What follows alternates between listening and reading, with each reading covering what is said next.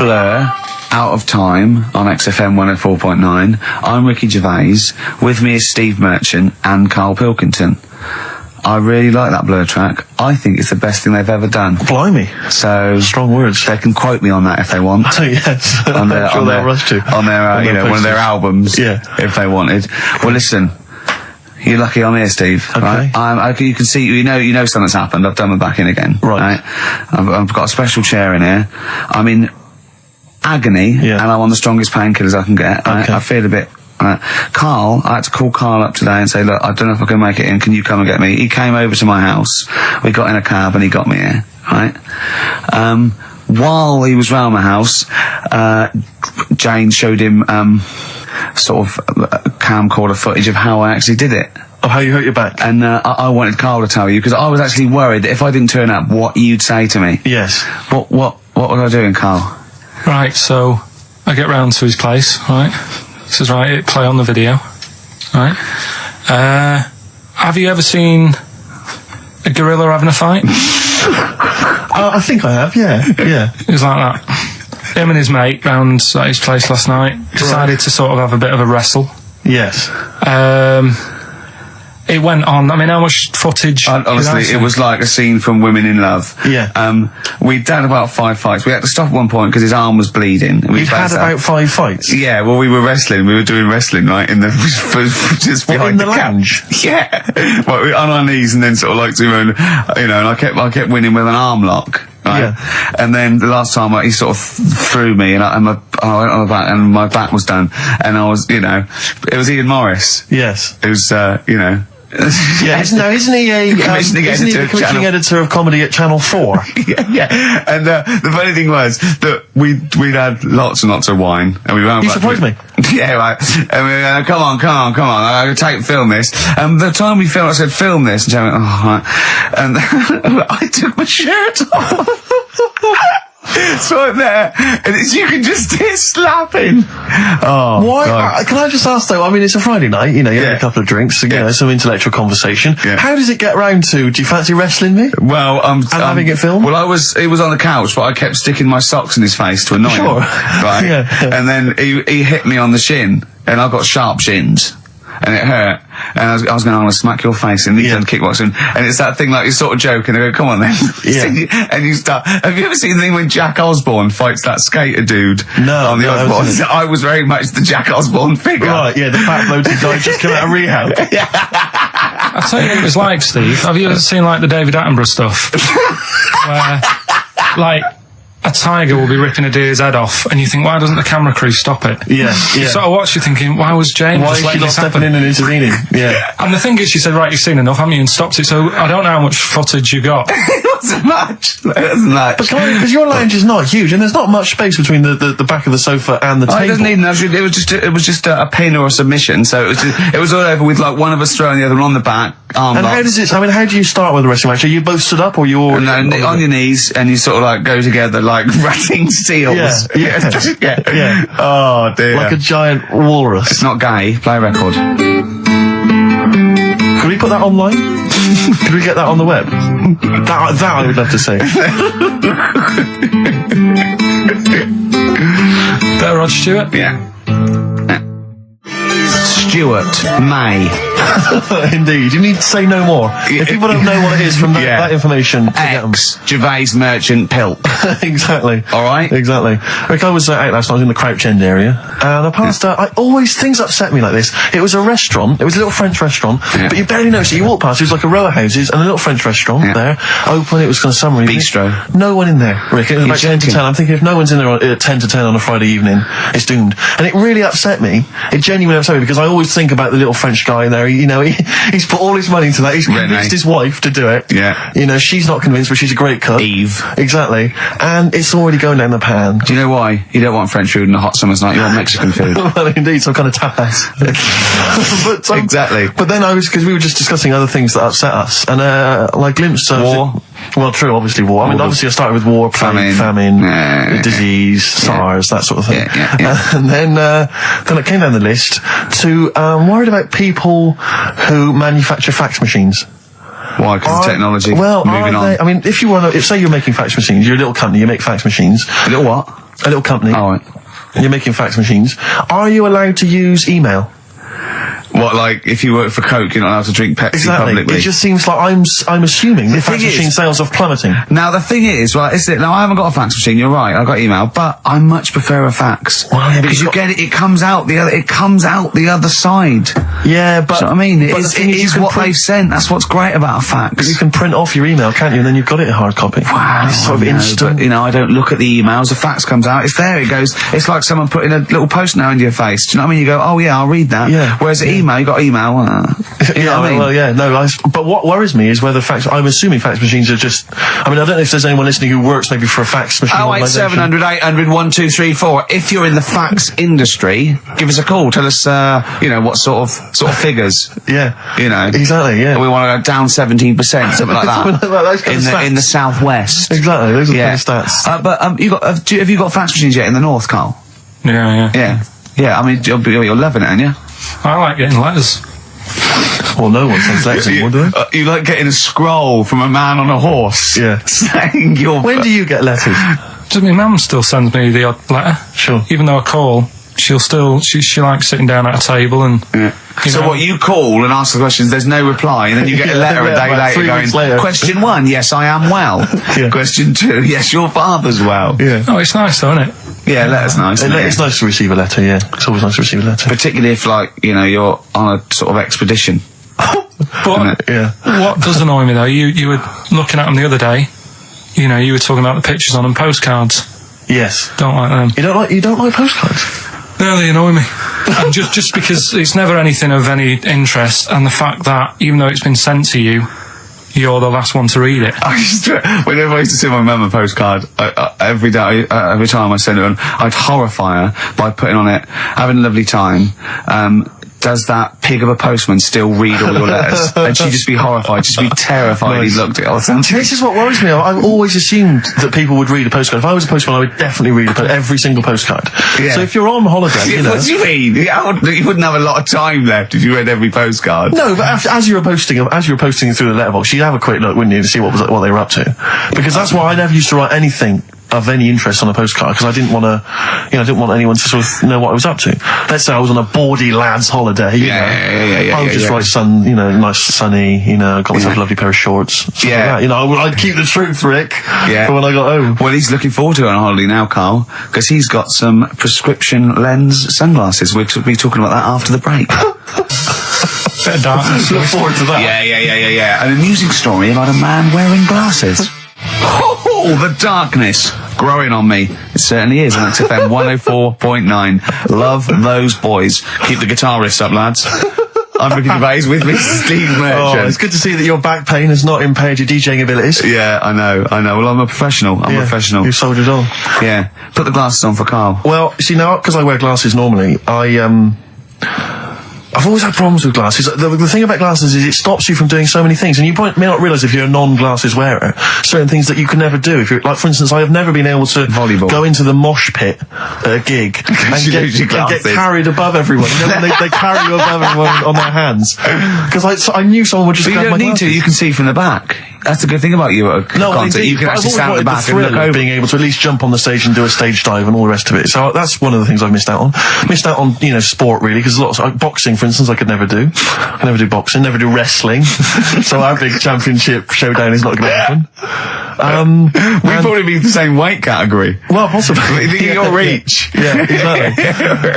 I remember when I first got glasses, I only had to wear them occasionally. It meant I couldn't see things a long way away. And obviously I got them, but I was at school and I was a bit self-conscious, didn't want to really tell anyone I had glasses. I didn't reveal to anyone I was wearing them. So I used to go into a class. I remember being in science, and we always sat in the same spot, and I was sat right at the back, and I couldn't see what was on the blackboard. But I didn't want to put my glasses on, because I didn't want people to know I had glasses. So I couldn't see what was being written on the board. And you have to copy stuff down from the board, science equations, things like that. I had no idea. So I'd have to try and copy off someone next to me, but that wasn't always possible, because I had to do it surreptitiously. So what I took to doing was sharpening my pencil every sort of 35 seconds. Going up, memorising what was on the board. And I got a D in science. Oh, that's awful, though. It's a tough thing, glasses. glasses. So when you first start wearing it, young. It was education versus vanity. Yeah, it's terrible, isn't it? And now he thinks, well, hold on. He's sorted out his hair. He's stylish hair. Because when I met him, it was like, I mean, words were gummage. Yeah. He won't mind me saying that. Yeah. His glasses were, I mean, idiotic when I met him, and he's got some stylish glasses now, so he sorted that out. Yeah.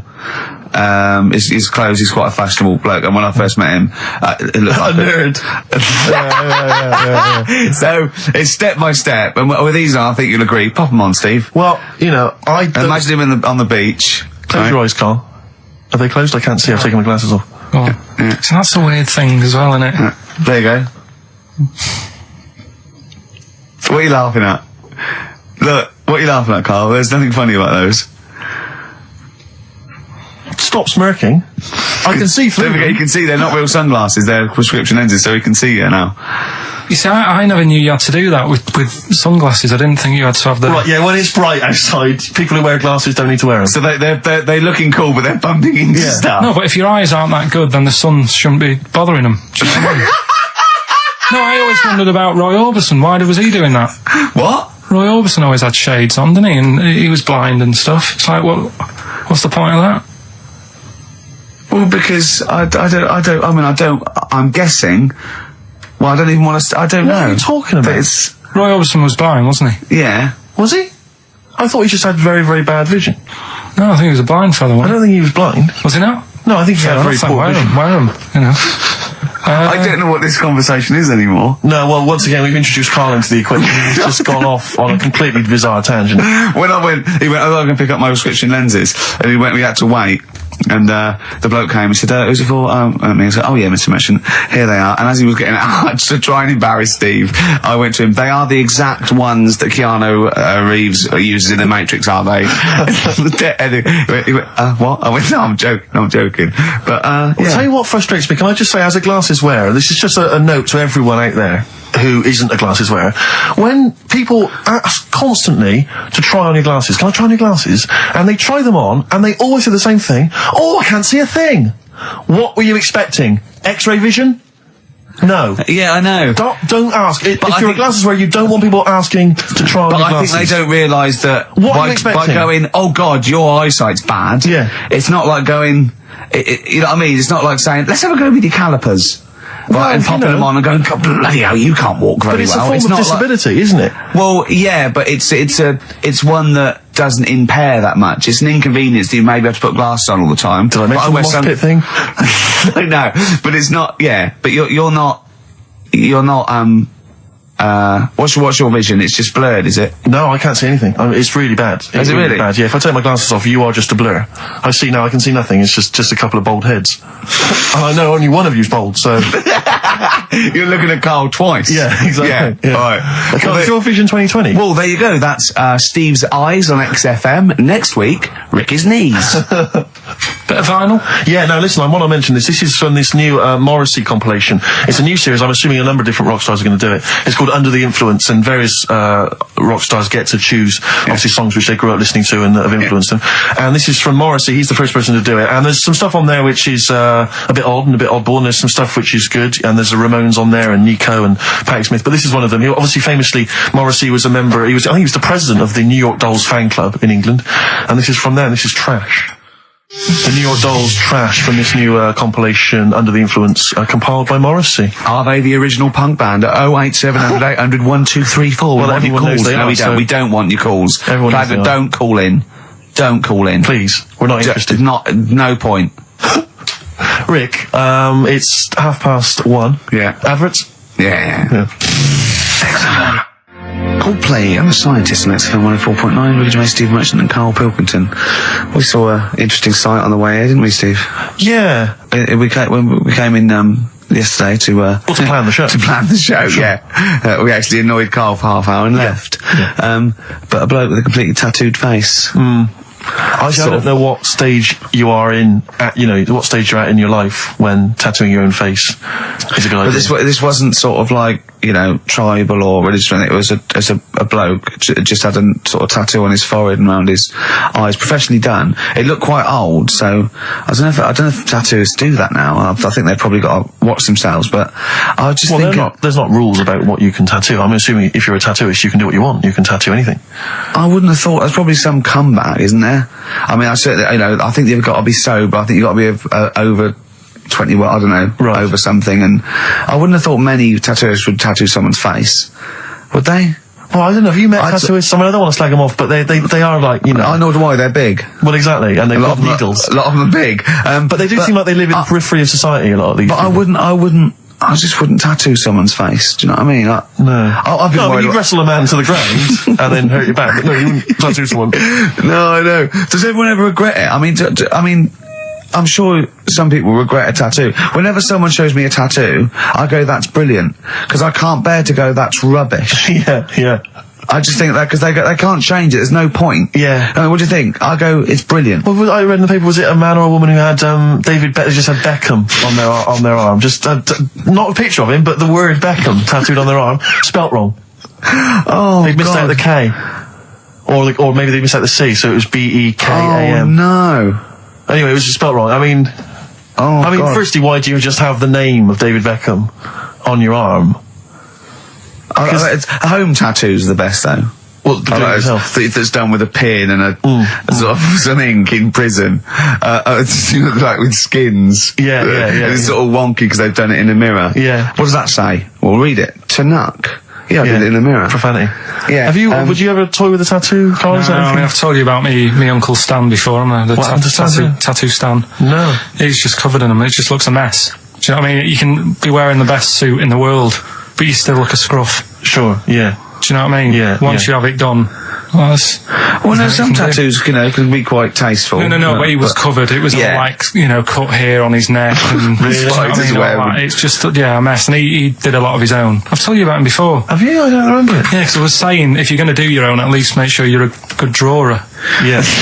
Why? It was just a mess. It was just all over. What he thought had he done? He sort of doodled snakes around. Yeah, and all his kids' names on his arms, and it's like, can't you remember them? Yeah. He might have had a lot. No, he did. Yeah. And do you remember even from a young age thinking that looks rubbish? Yeah, and I mean, it'll probably be about 60 now. I'd love to see what he looks like now. Well, just look at this. There was a story the other day in one of the magazines that I read about this fella who had a... well, this would be Bizarre or 14 Times then. Yeah. One of the magazines you read. Yeah. So it's going to be... Not The Spectator. No.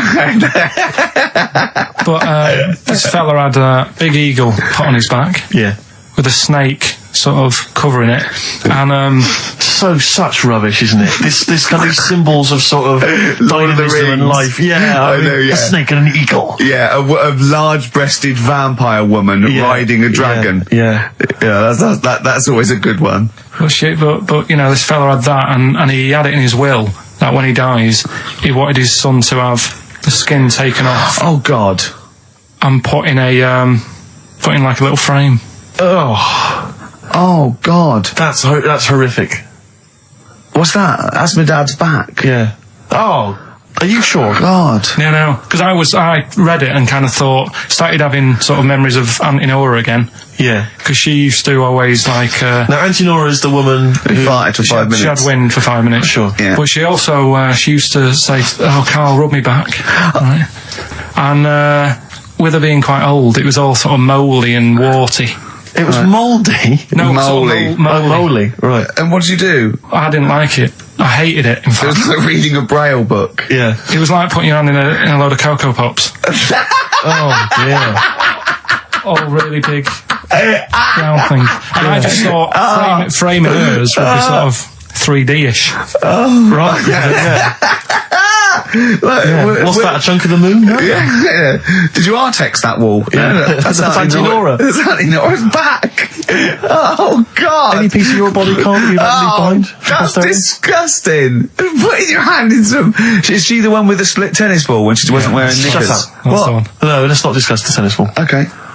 So she used to get you to sort of knead her dough on her back. Oh God, this is really bad. But what was she with her dress or whatever? Or she wore those sort of squid-looking things. Like, sorry, what? Those squid-looking. Hey, Auntie Nora covered in octopuses. What are you talking about? What do you mean? It's like a nightgown type thing. But what's squid got to do with it? Because it sort of looked like a squid around the edge. Oh, I know, frilly things. Yeah. And she just said, I'm aching there. Oh. She was never well. She was never. Do you know what I mean? She's always had something wrong with her. I don't ask her how she is. It's just like she's not going to be all right. Did she have wind when you were sort of neat? It must have been like playing an accordion. It's like, get a little tune going. Wow. Oh, who's your auntie with the tattoos? That's Hazel. Oh right, yeah. Let's leave that. Why? Oh, let's why? Not talk about. We'll leave it. What have I come across there? What's up with that Hazel? What's up with that Hazel? There's nothing wrong with it. Well, just a lesbian, which is nothing wrong with that. Well, no, but you've made it sound like there is now by not wanting to say it. My auntie's a lesbian. I know what you're saying, though. I know what you're getting at. Just because I call her Uncle Hazel. Play a record. He's from Manchester. Please forgive him. Lizzie, don't believe a word. XFM 104.9. I'm Ricky Gervais with me, Steve Merchant and Karl Pilkington. Email here from Chris. He said he met a girl in Australia whose boyfriend tattooed her arm with the word psycho, except the spelling was wrong, and she ended up scarred for life with the word physco. Physco. Physco. I mean, a word of warning, if you're going out today to get a tattoo, they're tattooists. Right. English is probably not their speciality. So be careful. Write it down for them first. You are walking on thin ice. So I've seen some of these boys. They're big. Sure. They're big. No, and if they're willing to stick lumps of metal through their faces, what are they going to do to you? Well, yeah, indeed. So, Steve, sorry.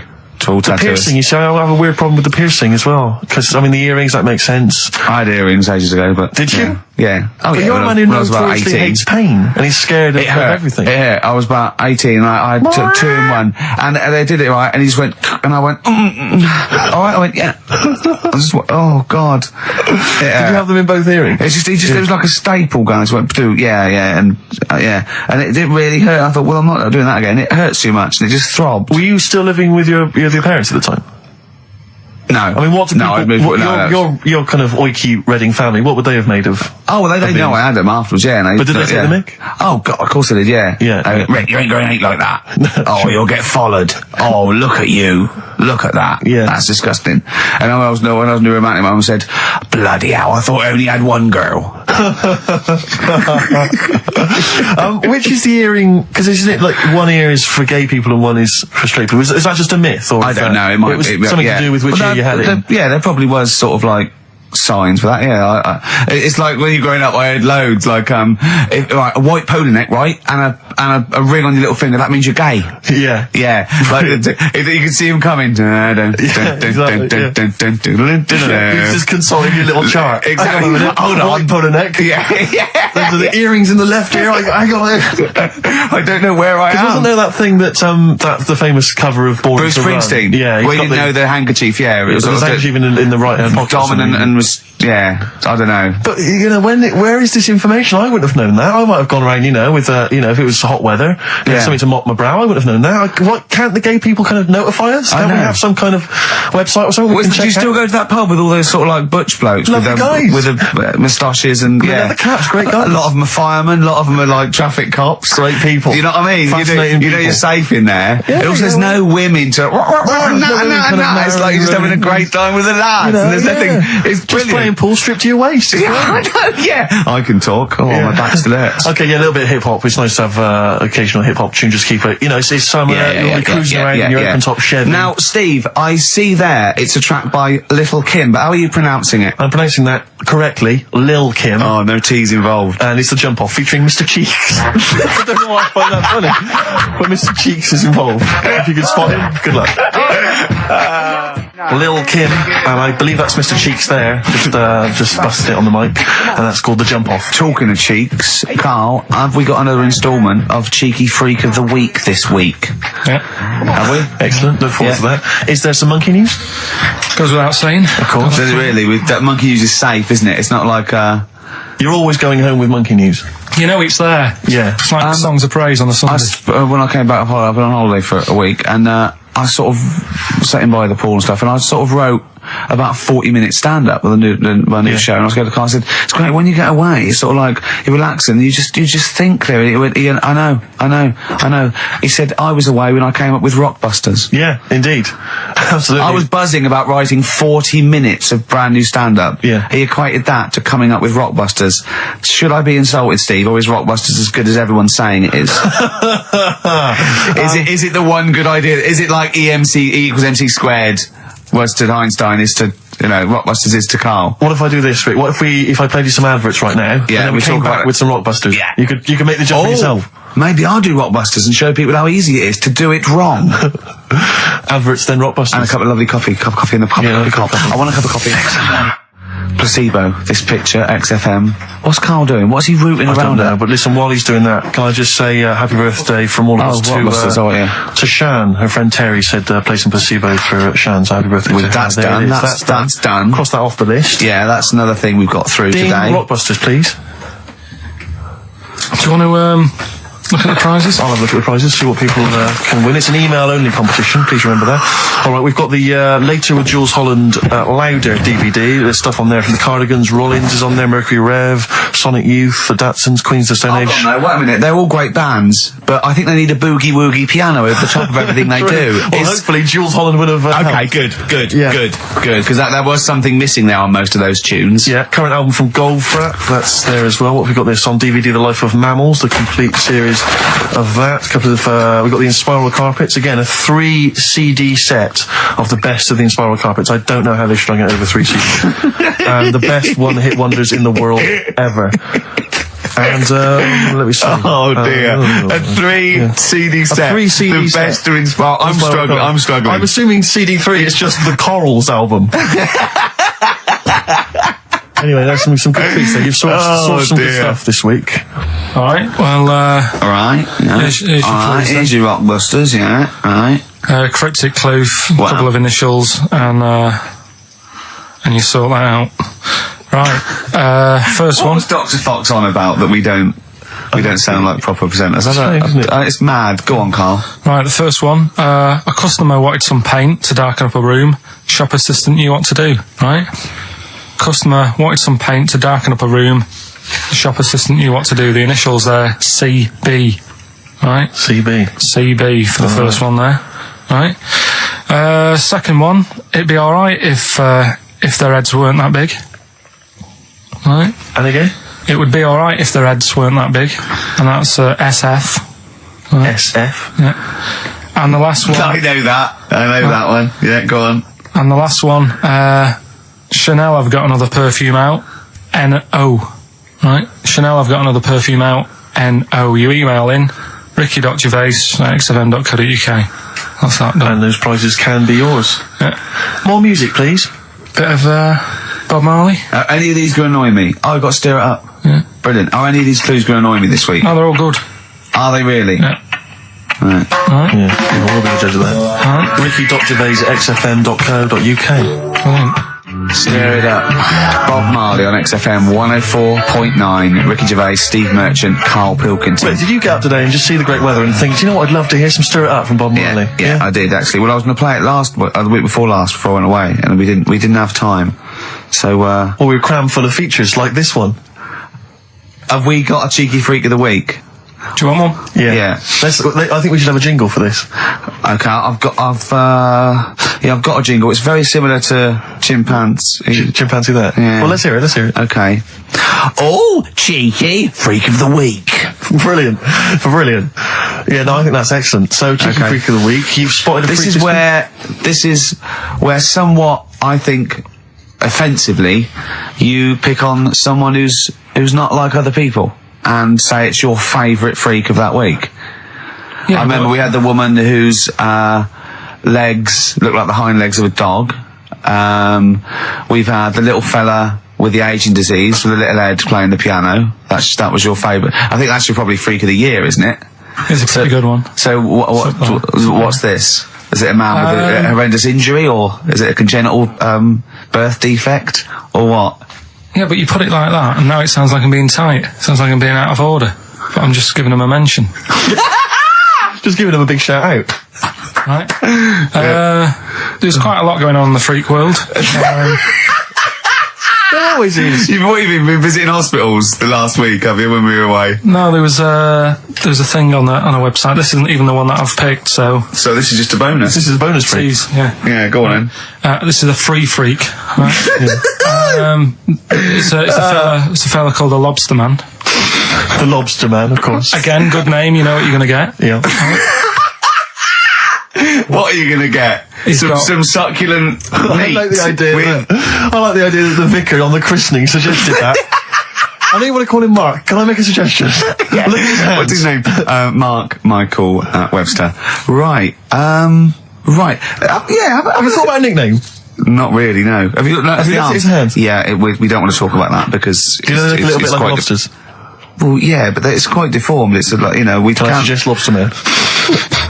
That's terrible, Vicar. That is terrible, Vicar. Pidgey. Go on then. We're going to see. This is what the sort of feature you come up with, Carl. So, Lobster Man. There's probably people listening now with, lobster feet. Right. Lobster hands. So, Squid Boy. So, Lobster Man, what does Lobster Man do? Does he fight crime? Not that much. Okay. Apparently he got into a bit of trouble. He was in a restaurant, and this was years ago, by the way. And someone picked him to eat him? No, apparently the waiter said, "Oh, you shouldn't be sat here, you should be in my pan," or something. Oh dear. And they had a fight, got out of hand. Yeah. Got out of claw. And, so that was... What do you mean they had a fight? What did he do? A waiter took the mickey out of someone with... No, can I just make clear? I'm assuming his hands look a bit like those of a lobster. Yeah. Yeah, well, it's fused, so it's just like two big fingers. They're fused, I assume, probably in the womb, and they're just like, instead of like having 5 digits, they're fused in it. But he can pick stuff up, can't he? Yeah. What does he pick up? He mainly eats crabs and jellyfish, doesn't he? Yeah. Yeah. So he was having a fight with the waiter, he snipped off his nose. Right, so anyway, he just held on to the waiter's bib. Yeah, and the waiter was screaming, "Go and get him off me!" Yeah. So anyway, does he eat other lobsters? Do you think he would eat lobster, or is it kind of? Would he feel bad about eating lobster? Right. The little cheek of the freak that we've gone for anyway. The what? The little freak of the week, cheeky freak of the week. We've gone for this Siamese lad. Okay. Right. Happened back in. You can't have a Siamese lad, can you? All right. Yeah. This Siamese twins happened back in 1693. Oh, he's got a date. Blimey, that's the first time ever. Yeah. And all it was, he was doing all right for himself. He used to go on those circus things he used to do. They're two people you're talking about, Carl. So we're going to him. All right then. All right. They did this circus show, right? Yeah. And everything's going well. They're selling out the tents and stuff. People coming to see them. Yeah. He was doing all right for himself. Yeah. Right. Sorry, before I said that, did you think a Siamese twin was a man with 2 heads? Well, it can be, can't it? It depends. There's 2 people. They're conjoined. No. But it depends, doesn't it? The one that I shown you in that book that time was a fellow with 2 heads. No, it wasn't. That was a stupid picture in one of your stupid books that he had a growth that looked a little bit like it had a face on it. It wasn't a man with 2 heads. You're the same sort of people who send potato chips to restaurants and say, "Doesn't it look like Norman Cook?" Yeah. It's not 2 heads. We'll bin this feature. No. No, they're 2 people. They're 2 people. Conjoined twins. Yeah. Right, so these... They just happen to have a similar taste in clothes. Okay. Anyway, so they were doing all right, and it all went wrong when he crossed the road, got run over. The lad with 2 heads got run over. That's it. What? How is that cheeky freak of the week? Just because he got my interest, and I kind of thought, why didn't he just look both ways?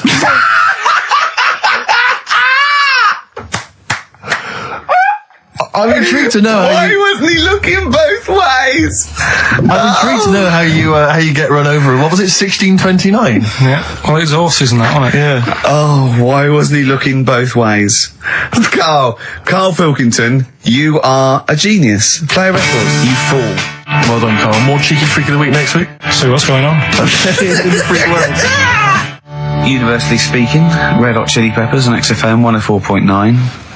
So, I've got a lot of Rockbusters coming in. Yeah, all right, actually. People obviously seem at long last to have tuned into your wavelength, Carl. Which is, of course, 104.9. Yeah. Thanks very much. Exactly. Yeah. Should we give the clues again, briefly? We just had an email, actually, to be honest with you, let's not, because we've already had a load of answers. I know, so, you know, if you didn't get it first time round, you don't deserve to win. We had an email saying, because I've got a bad back, am I squeezing Carl's head? Well, I've already had a little squeeze, didn't I, about half hour ago, didn't I? Yeah.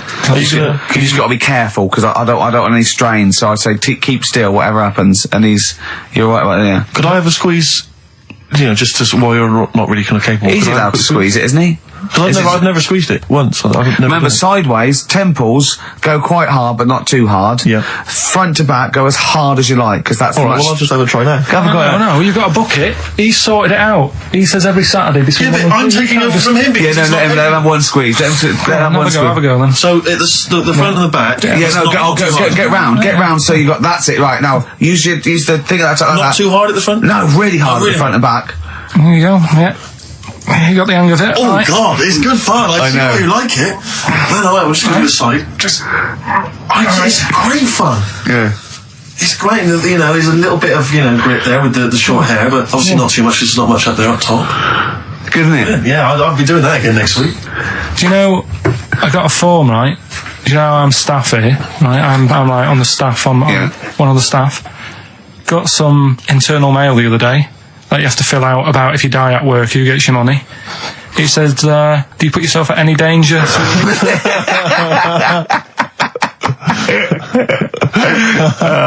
What did you say? Well, I asked Suzanne, I said, does that, you know... Head squeezing, is that in but my leg lock round your ribs that time when I had you, it was like a little alligator, like a python and an alligator, didn't I? You get quite some... You know, you get a little bit of leverage, you can crush a man's ribs with with mighty legs. Oh, something I want to ask you, Carl. There's that programme on now, I forget what it's called. Is it something like Guess Who's Coming to Dinner? Does that... I did the non-broadcast pilot for that, because my mate was the the Phil Belker was producing it, and I did it, you know. And the premise of it is that it's one of those things about, you know, a conversation piece, the ultimate dinner party. I think you can have invite people, 6 guests. Dead, alive, or fictional. Or fictional, yeah. And you know, you choose where you want it, and yeah. And anyway, I was just intrigued to know what Carl's ultimate dinner party, who would pop round? Any of your cheeky freaks? So what's this? I'm putting on a... You're putting on an imaginary dinner party. Anne Robinson's there. She's got to be there. I said I didn't invite you. She said, well, I'm there anyway. Yeah. So it was actually me, Anne Robinson, and 6 people. Yeah. And I chose people like heroes, like Muhammad Ali, Homer Simpson, or stuff like that. You know, James Randi. Yeah. So you could choose anyone. Living or dead, fictional or otherwise. Right. Would it look like a circus from the 18th century? I'll have like a few freaks in there. Like what? Who would you have? Well, the first person I'd have is probably have Elvis. I had Elvis. I chose Elvis. Why would you have Elvis? It's just good, wasn't he? He was good at what he did. Right. But once you'd said that to him, what would the rest of the conversation? I'd say sing us a song. Right, so you make him sing a song? Yeah, he'd be like the entertainment for the night. When he's not on the stage performing, I'd probably have the Elephant Man there. Right. Well, so John Merrick, yeah? Yeah, John Merrick. Okay, I've got Elvis, John... If anyone's out there and, you know, you haven't got anything to do, can you write down everything Carl says from now to a year and send it to me and Steve, because we might want to put it in a book? Yes. Would that be good? Just maybe someone keep a journal of everything Carl does and says, and we'll try and keep a scrapbook of pictures. Tell you who I would have. Who? Peter Kay. Right. He'd be good, he'd be brilliant. I'd want to be sat next to him, because he's... Well, you're friends with Ricky Gervais, why would you want to... No, but... Do you know what I mean? Yeah, Peter Kay. All right, Peter Kay. Which one would you do him as himself or one of his characters he does? Just as he is. Yeah. He's funny. He's a funny man. Yeah. Love him. What else? Probably that fella who lost his arm when he was climbing that mountain. Remember? He had to cut off a few weeks ago. Yeah. Why would you have him? I'd just like to have a chat with him and say, you know, what happened there then? Yeah. Well, we know what happened there. He cut his arm off. What would you say? Did it hurt? Yes, it hurt. But I don't think it would hurt. That's one of the questions. What are you talking about? I reckon the shock cancelled any pain out. If you're stuck there with a boulder on your arm, you've probably got bad pins and needles, right? Yeah. With a big rock on your arm. Yeah. And you'd say, right, so how long were you sat there before you said, well, I've got to cut this off? Did you read about it? It was amazing. What do you think the other people would be doing when you were talking about this bloke about cutting his own arm? John Merrick wouldn't mind.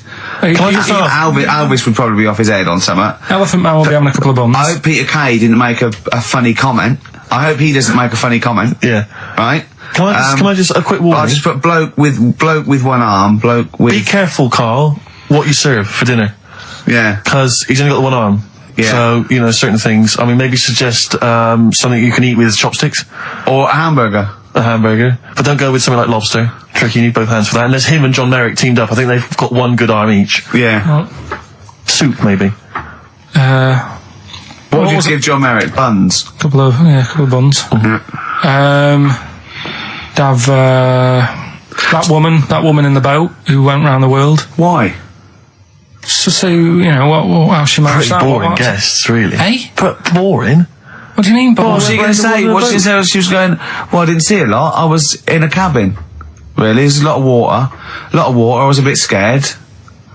The main thing I'd want to ask her, right, because I remember when she did it, and there was an interview with her, and her parents were there or something, and her mum was saying how she's dead proud because she decided to, go around the world in a boat as a kid, instead of just hanging around on street corners and stuff.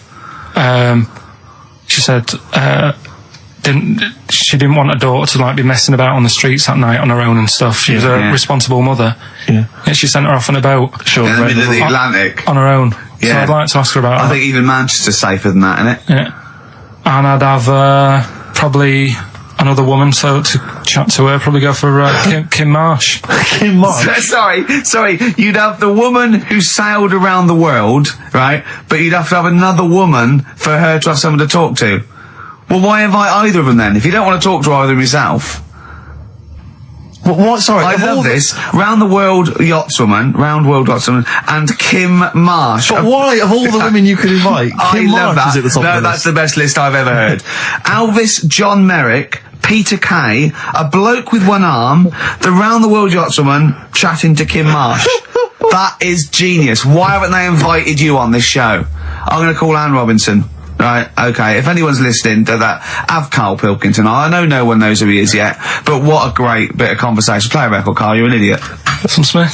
Oh, always a treat. Yeah, we played something from Morris's selection. Something that would be on my ultimate compilation is something from the Smiths. and it'll probably be this one. I started something I couldn't finish. I think that's one of their underrated albums, Rick. Strange Ways, Here We Come. It might be my favourite. It's my favourite, certainly. Yeah. And that's from that album. Queen is Dead is a lot of people's favourite, but I don't like the wacky ones. It's the novelty ones. It's got some great ones. I think he's got some of his best tunes on there, but I don't know the frankly Mr. Shankly. Yeah, he's always got this tendency to sort of write music hall style songs. Yeah, but that's a great one, that. So there you go. Elvis, John Merrick, Peter Kay, bloke with one arm, woman who sailed around the world, Kim Marsh. What I like about those two, numbers 4 and 5, he doesn't even know their names. Yeah. I'm hoping he'll just write on the invitation, dear bloke with one arm. Yeah. Having a dinner party. Yeah. It's better than most people. I imagine most people, when they do this, if they go, Nelson Mandela. I know, of course, yeah. I think I read an interview with Mick Hucknall where it was something like, who do you admire? Nelson Mandela. Brilliant. I don't read papers when I'm in this country. When I was on holiday, I read one, and there was an article in there about Beckham meeting him, and the article was about how many people have met him, and I was thinking, we are the only 3 people that haven't met him. Nelson Mandela, yeah. It's just like, does he rent himself out? Do you know what I mean? It's like the back of in the back of the stage where you can get a Caprice lookalike to wander around. They go, is that a lookalike? No, that's really him. It's 40 quid, he'll come to your party. I think what it is that he was locked up for so long. Yeah, he's never home. He's just so shocked. It's like Salman Rushdie, he's running around. I've seen him twice. Yeah. His house must be a tip. He's never in. God. Well, I think it is if you stay indoors for a long time. Yeah. You've got to get out there. You've got to get out a bit stir crazy, I suppose. But he's met some of the great names in world events. He's met the Spice Girls. Alan Titchmarsh. He's met him, they did his garden, didn't they? Yeah, David Beckham. Yeah. Oh, that must have been great. But I mean, maybe we could hold out and never meet him. Yeah, this is like... Even if we get invited to one of them, where I go, no. Yeah. Not really. We're the only 3 people who've never met Nelson Mandela. I'm not meeting him till I make sure he's definitely going straight. Exactly. You know what I mean? I don't really... I don't like to hang out with people who don't. No, I wouldn't invite him to my ultimate dinner party in case, the silverware went missing. Oh! Well, you don't know, he was inside for a long time. They pick up things in these places. You can pick stuff up. It's usually Karl that comes out with those sort of things. Karl, what do you think of that? What, Nelson not having him around because he's nicking? Well, let's back out now. Let's back out now while we're ahead. We got in Celebrity Big Brother. Yeah. And used to being locked up and that. we couldn't, yeah. I started something. I couldn't finish. Yeah. Should we play another record, or should we talk about some, on a lighter note, Muffy the hamster had a narrow escape with a, Play a song, let's have the Rockbusters answer. Oh, God. Martina Topley Bird, Need One. Alright, XFM 104.9. Well, it's that time. It's getting exciting. We've got Rockbusters results, but before that, a little bit of monkey news with, chimpanzee that monkey news. Karl Pilkington. Brilliant. Let's do it. I read that for a couple of weeks. Go on then. Alright, so about this little monkey. Oh, yeah. Who lives in Morocco. Right, I'll just warn you now, you're on thin ice from last time, okay? So, make sure, is this real? It's been Don't say anything you would think about it. As you're saying it, think to yourself, is that true? Do monkeys do that? Do they think like that? So, go on then. So anyway, so there's this magician in Morocco, right? He's got a little monkey working with him, right? The way it used to work, magician used to do his thing on stage, do a little bit of magic, people loved it. Then the monkey came out, had a little cap, walked around the crowd and stuff, got the money, had a good little team thing going on there. Yeah. So anyway, the monkey's name was 86. Right. Because back then there was so many monkeys, it was like, what names, do you know what I mean? What names do you use? What do you do? So they just named them, right?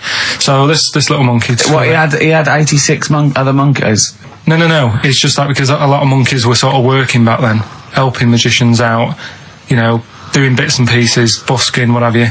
Well, Rick, you know how there's so many... why would there be a confusion with that? If he only had one monkey, where's the confusion? People would go, I'm not going to go and see that, I want to see 86, he's the better monkey. Do you know what I mean? What does it matter? I don't know what you mean. Well, why do they need... Where was the confusion? With people going to the circus and going, what monkey can they see tonight? I don't know. It wasn't a billing, was it, with a monkey? But Rick, it's just the same with humans. There's so many humans now that we can't give them names anymore. Yeah, they all exactly. have to have numbers. Exactly, yeah. There's so many humans, with 5 billion people. We can't give them names. It's impossible. But, with a few monkeys anyway, number working... 22, go on. So, anyway, there he is. 86. 86. With his hat. With his hat, walking around, getting the money. Yeah. Anyway, the magician sort of, thinking about moving on. Because in Morocco, he'd sort of done all the tourist traps. Sure. So he had a word with the monkey, said, how about we... See? No, let him continue. Think. Let him continue. He didn't have a word with the monkey. Let him continue. So what do you think about going over to Spain? Yes. Sure. So the monkey was in agreement?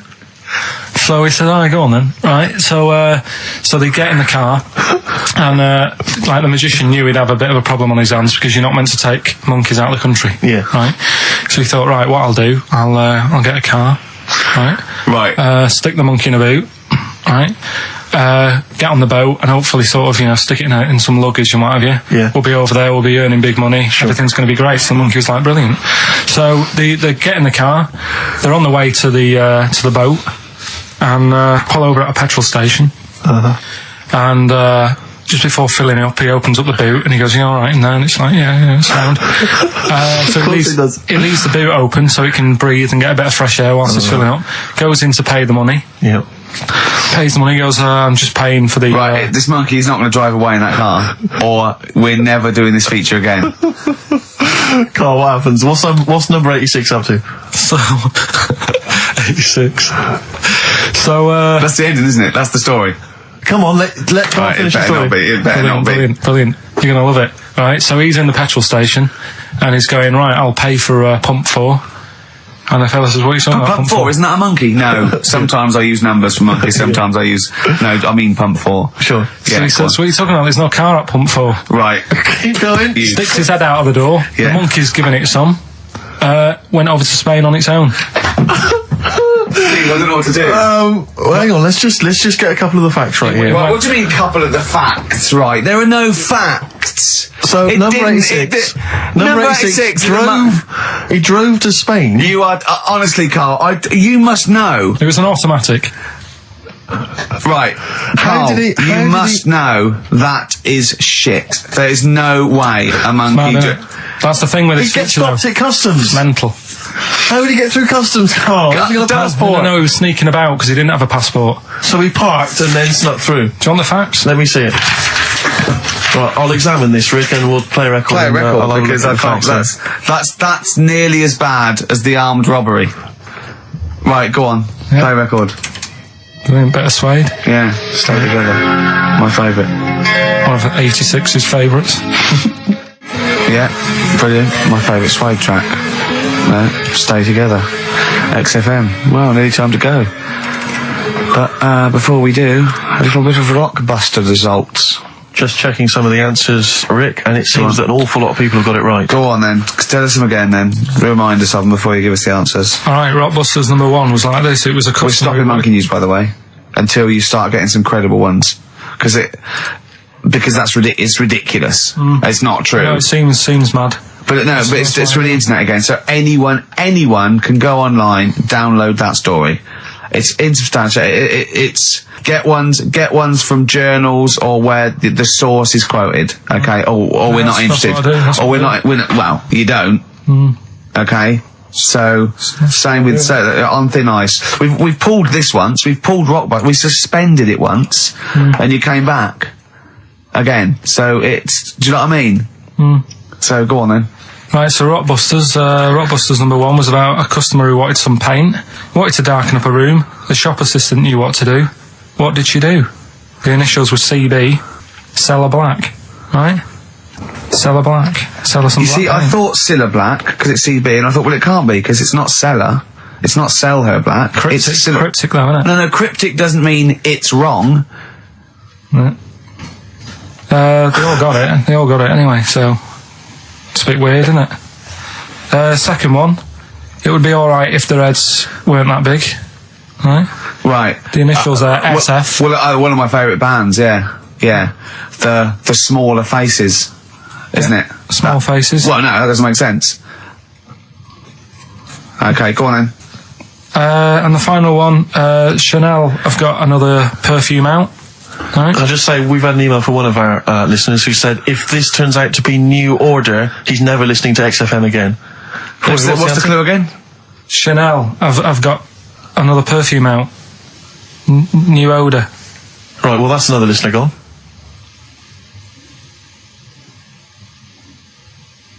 What do you mean? There's not a group called New Order. No, it's cryptic. It's not, that doesn't mean cryptic! Wrong doesn't mean cryptic. It's like saying what animal I'm thinking of. Frog. That doesn't mean cryptic. Sell Her Black. What artist is that? Small Faces works.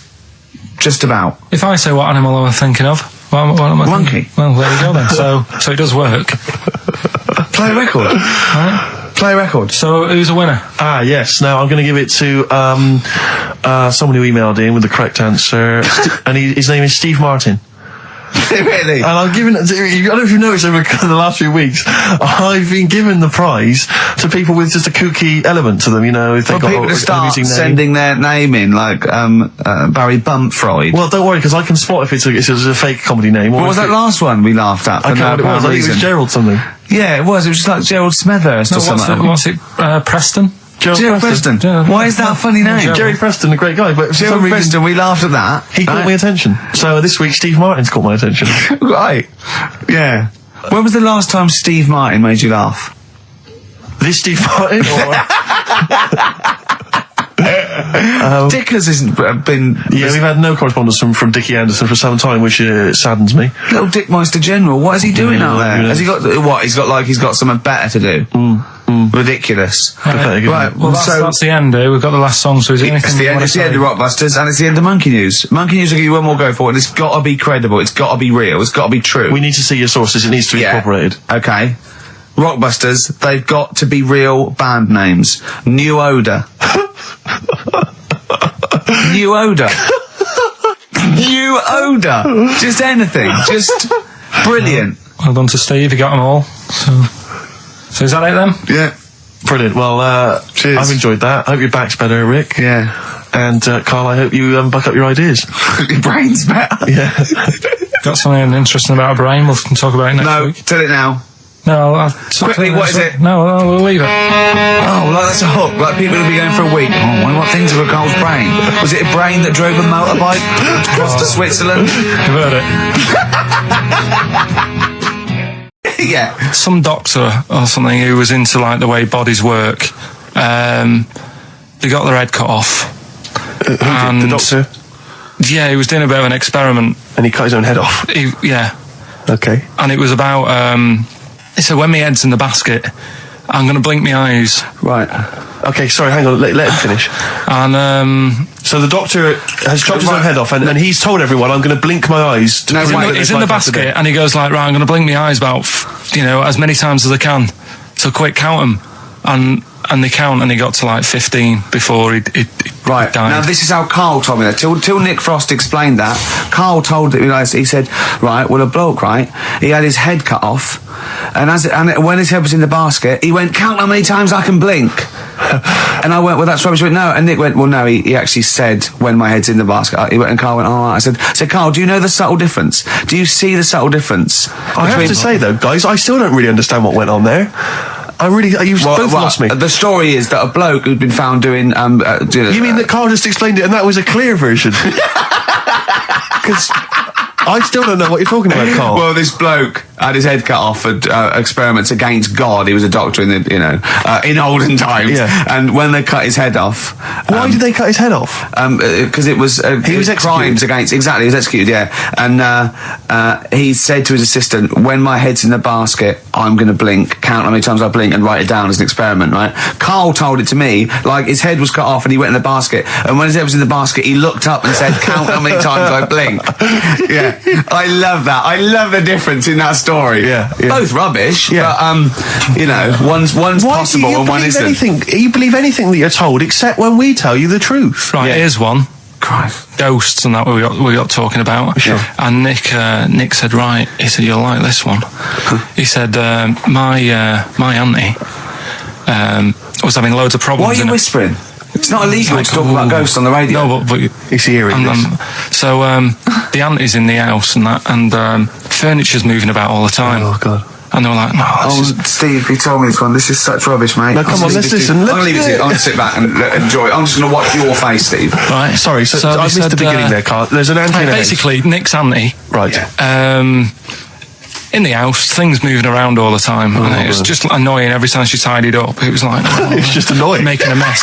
It was one part annoying to two parts scary. Yeah. So stuff was moving around all the time, and they said, right, we need an housekeeper. Rather than having the house a mess, until we sort this out. I've got the vicar coming round. Stop moving stuff around. Oh, yeah, go on. They said that shouldn't be in the pants drawer. Let's put all the furniture in one room, right? So just have one room that's a mess, and have all the others empty. Because I love the poltergeist can't really... It can move wardrobes around, but it can't open a door to put it in another room. Yeah. Poltergeist going, I'm just making this room messy. I wish someone would open the door so I could... Go on. Yeah, but... So all this stuff's in this room. So they moved all their furniture into one room? They put like the drawers in there and everything. And it was really uncomfortable because they were all like on top of each other. They sat in the room with all the stuff? Yeah, they had to, because that's where the three-piece suite was. Okay. Oh God! Right? All right. Oh God! So they sat there, like, all crumpled up and that, but nothing can move because it's so tight. I think things were trying to move. Everything was so tight. It's they foxed that poltergeist. So anyway, one night they sat there, like, sort of a bit awkward watching the telly and that, and they hear some banging. Yeah. In the next room. So she goes, oh God, what's that? Oh, he hadn't moved in, had he, the ghost? So to some of the empty rooms. So there's this He's moved some friends and family in. There's this banging about going on. No, she gets up, right? Yeah. And what it is, they had the baby in the next room because there wasn't much room for the cot. Right, so they left the baby with the ghost. So they go into the room where the baby is, and the banging. Yeah. Is like, do you know those plastic balls you get that you can chuck around the room and like they go mental? Right. The ones that you chuck once and you keep bouncing for ages. Yeah. That was bouncing around the room. Wow, what, the baby had thrown it? Hitting all the walls, and the baby was there, stood in the cot, sort of laughing. Right. And looking at the ball, and wherever it looked, the ball went. Yeah. And then she said, stop doing that. Yeah. And the ball just stopped. Did it? And rolled a bit and stopped. Right. So the baby had thrown the ball and it was watching it as it bounced around the room. It wasn't throwing it was in control of it. No, the point is, Steve, the baby has been doing it. It would have been the baby all along. The baby had been messing with the furniture. It was So the it's baby a that had the super power. baby. Yeah, it's the baby that had the power. Special baby. It's a baby that had the power.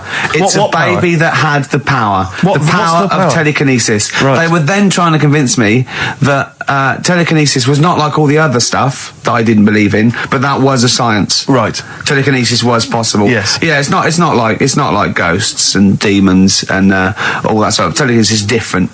Yeah, That's science. But Nick's auntie saw it, and I love the fact that you're telling me that someone else's auntie saw it. So I should be satisfied with that. Yeah. I should be satisfied with that. I mean, So does she still live in one room with all her possessions? no, I think the baby grew out of it, apparently. It grew The up. baby grew out of it. So it doesn't use its telekinesis powers anymore? Well, no, it's like in Carrie, innit? She was upset for a bit, and then she got over it. Okay, I'm just going to say one thing, Carl. That was a film. Do you want to play a record or? Can I just tell you a story that Carl told me a couple of weeks ago? Is this another ghost story? Another spooky story? Yeah. I called him out. I was, what are you doing? He said, I've just been reading ghost stories again. He said, you don't believe in them, but how do you explain this? Right, I went, go on. He said, I'll tell you as he told me it. He went, bloke, right, just sitting at home, doing, watching telly with his cat. And, the phone rings and it's a bloke going, is that fire, in your oven okay now? 'Cause your wife called. And Carl went, well, 1, there was no fire in the oven. 2, he wasn't married. I went, right. Go on. He went, well, then there was a knock at the door and there was 2 sort of people in sort of white coats and they came and said, we've come about that fire. Your wife called us. He went, 1, there isn't a fire in my oven, and 2, I'm not even married. Right? And he said they saw the cat and they looked at the cat. It looks a bit weird at the cat came out, nothing. And he said, and then he went back, sat down, phone rings, and they said, did they sort out the fire in the oven that your wife told us about? Oh. He went, 1, there is no fire in my oven. 2, I haven't got a wife. And Carl went, what do you think of that? I went, that's not it. He went, yeah. I went, That's the end of the story. What? He went, well, how'd you explain that? I went, explain what? I thought he was going to say, a year later we got married, but she died in an oven fire. Right? I thought it was going to be that. And I went, That's what? people winding him up. Yeah, or someone did report a fire oven, and their name was Johnson, and they looked up Johnson, they got the wrong thing, it was the gas board, and they sent around to the wrong person, right? Do you know, he went, yeah. I said, I explained it to him, he went, yeah. Why did they look at the cat funny? Oh, man alive, Carl. This is really weird, right? I was in my house once, right, and the doorbell rang. Yeah. Right, I opened the door, there was no one there. Yeah. Right? And then I looked across the street, And some right, and kids there were some running kids running away. Yeah. Now, how do you explain that? Yeah. There was another time, right, where, I opened the door and there was a bloke goes, you've ordered pizza. I went, I haven't ordered pizza. And I heard my mate upstairs giggling and putting the phone down. Yeah. How do you explain that? Carl, seriously, why did you tell me that story? What do you think it was weird about that? The fact that it was 3 different people. Is this all the information? Is that the entire story? It was 3 different people. Did you fall hassling asleep him and not read the about end? A fire that didn't happen, about a wife that didn't exist, and a cat that didn't look happy.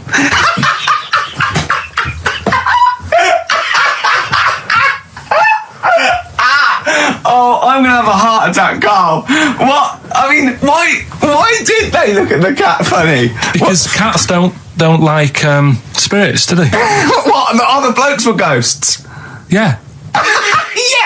Yeah, that's it. So these are kind of beetle about type ghosts. These are ghosts who walk the earth as the undead, just winding people up slightly. That's lovely. That is lovely. Seriously, and a cat that did not look happy. But seriously, why would ghosts wander around just like winding people up? Oh, Maybe something did happen there years ago. Some fire. Some woman might have died in a house of a fire or something. Yeah. And it sort of all happened again. But Yeah, it's certainly a mystery. if you don't it's a believe- mystery. I mean, I can't. What's this book you were reading? You were reading a book, which is interesting enough. It was the for tea and Times. Oh, Carl. Yeah. Well, I don't know what to say. Carl, let me ask you now. Carl, you will be a little bit unnerved about this. Have you seen the film Jurassic Park? Yeah. You know what happened there? Well, according to the Sun here, it says scientists are planning to clone mammoths for a theme park. Look at his face. Look at that. He looks like a dog caught in the headlights of a car. He's terrified. I love Carl. He's sprung to attention Carl. there. Is that the best news you could have? Man moths.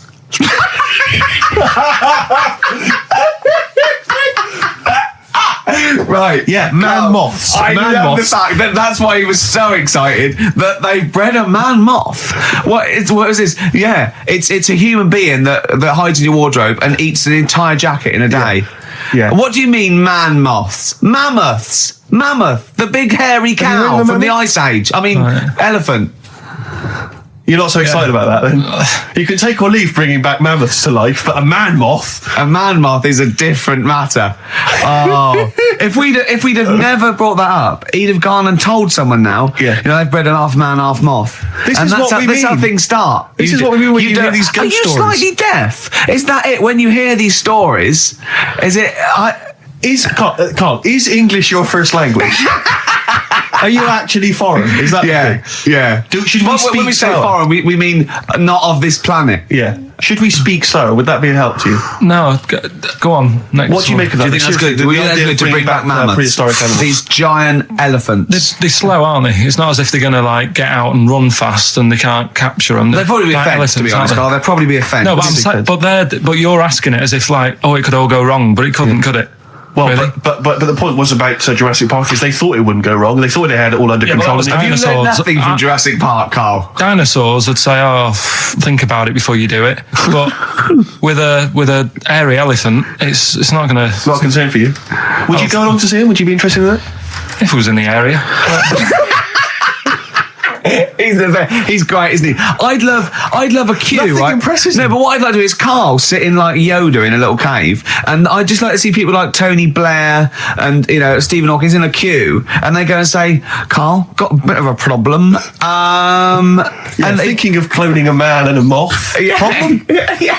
Not an issue. No, if I'm in the area, I might cruise around and have a look at it. Otherwise, just don't send it near my clothes. Oh, that's fantastic. So it's just for a second. As the words "man moth" came into your head, how excited were you? I mean, were you both terrified and excited? For the moment when you thought that they'd cloned a man and a moth? I pictured... what kind of face did he have? Did he have the moth's head or was it a man's head? Just a little man head. Right, what was his face? What did it look like? He just was like a bit shocked. Perplexed, yeah.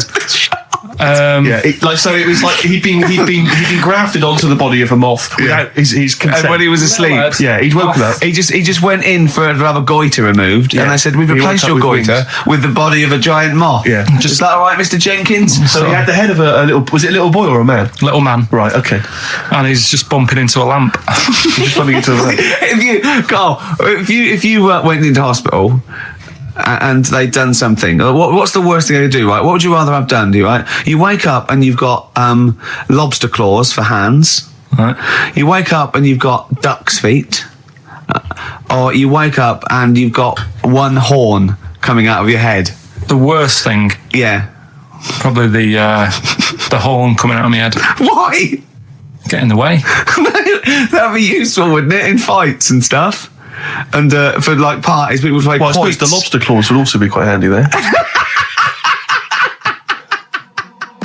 Well, listen, I'm a big fan of that TV show. It's on digital TV. A lot of people won't have it, but Inside the Actor's Studio with James Lipton. Yeah. And he interviews lots of big Hollywood stars, and he always asks them these same questions at the end. Can I just run a few of them past you? Go on. Okay. So, if you could do any other profession other than the one you do now, what profession would you do? Can you just change that to apart from a paper round? Apart from a paper round. Oh. If you do any other profession, Carl.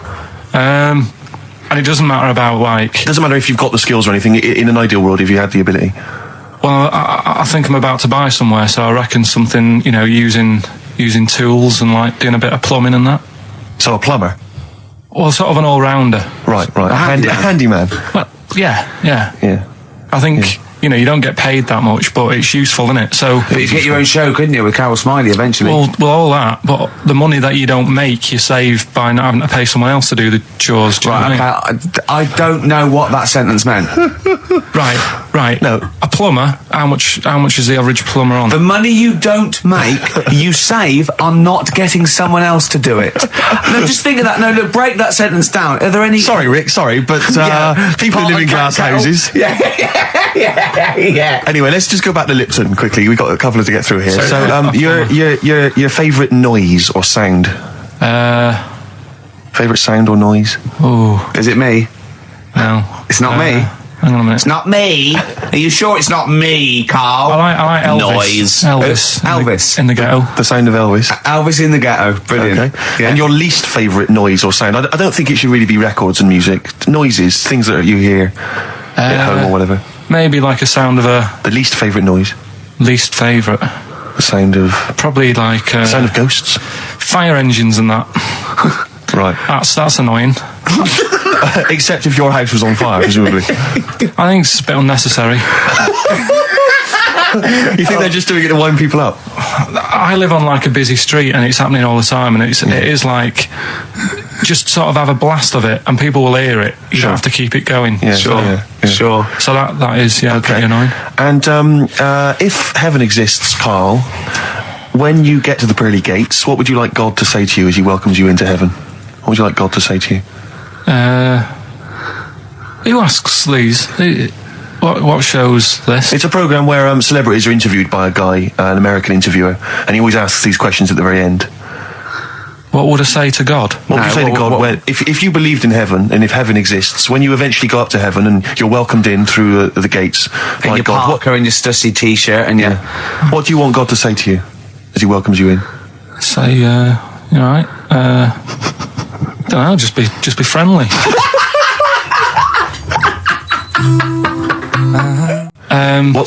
Is this something that happened to a friend of yours, or is this? No, I read about it. You read about it, okay. There's this little lad, right? Okay. First of all, it's years ago, right? When they didn't have decent doctors in like every town and that. Yeah. And this little kid is dead ill, right? Yeah. And the local doctor.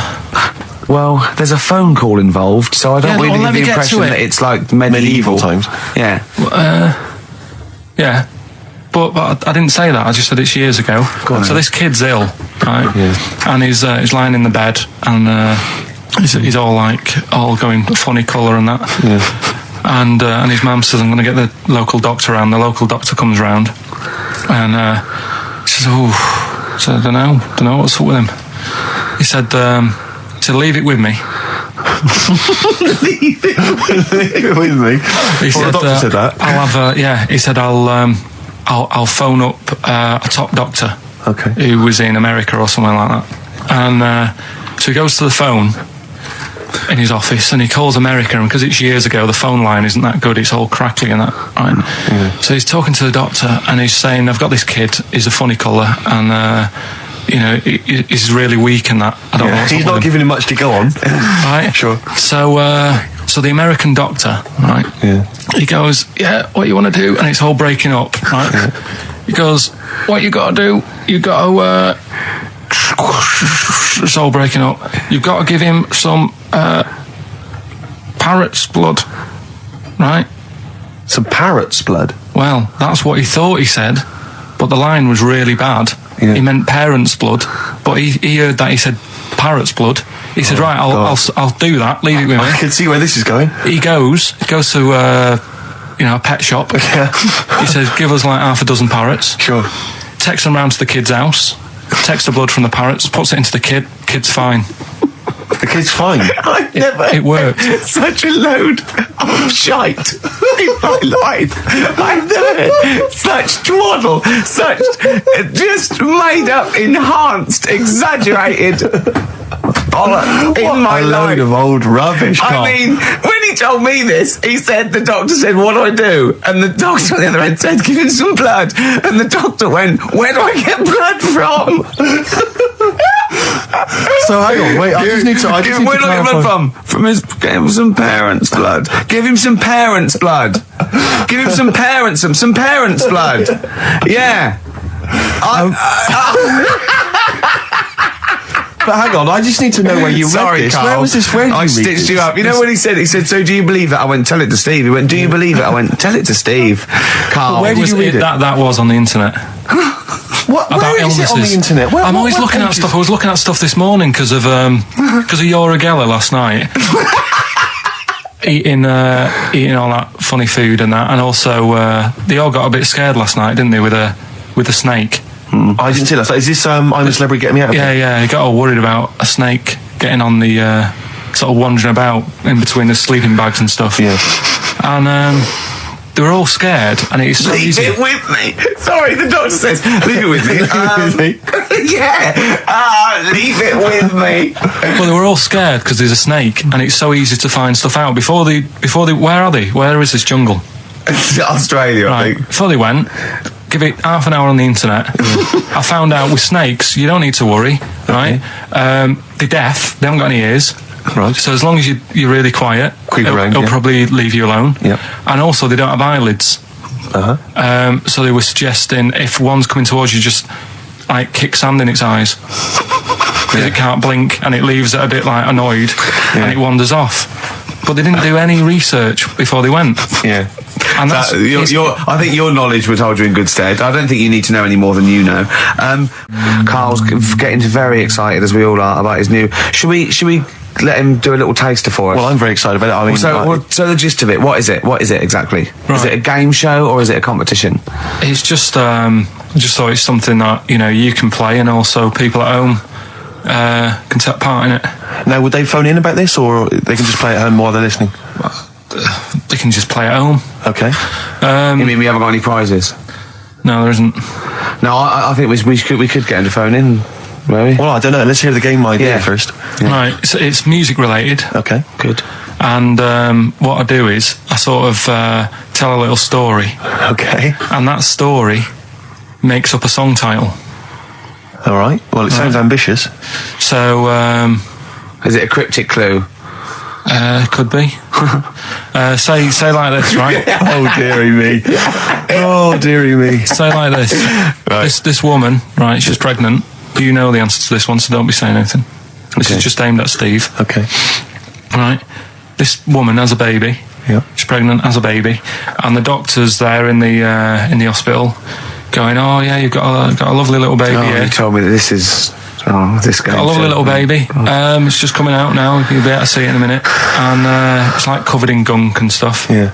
And he's going, "Yeah, it's nearly here. It's coming out. I see its little head and that." And he gets hold of it, and it's full of all this gunk, right? The baby's full of gunk? Yeah, like the... Covered in gunk or full of gunk?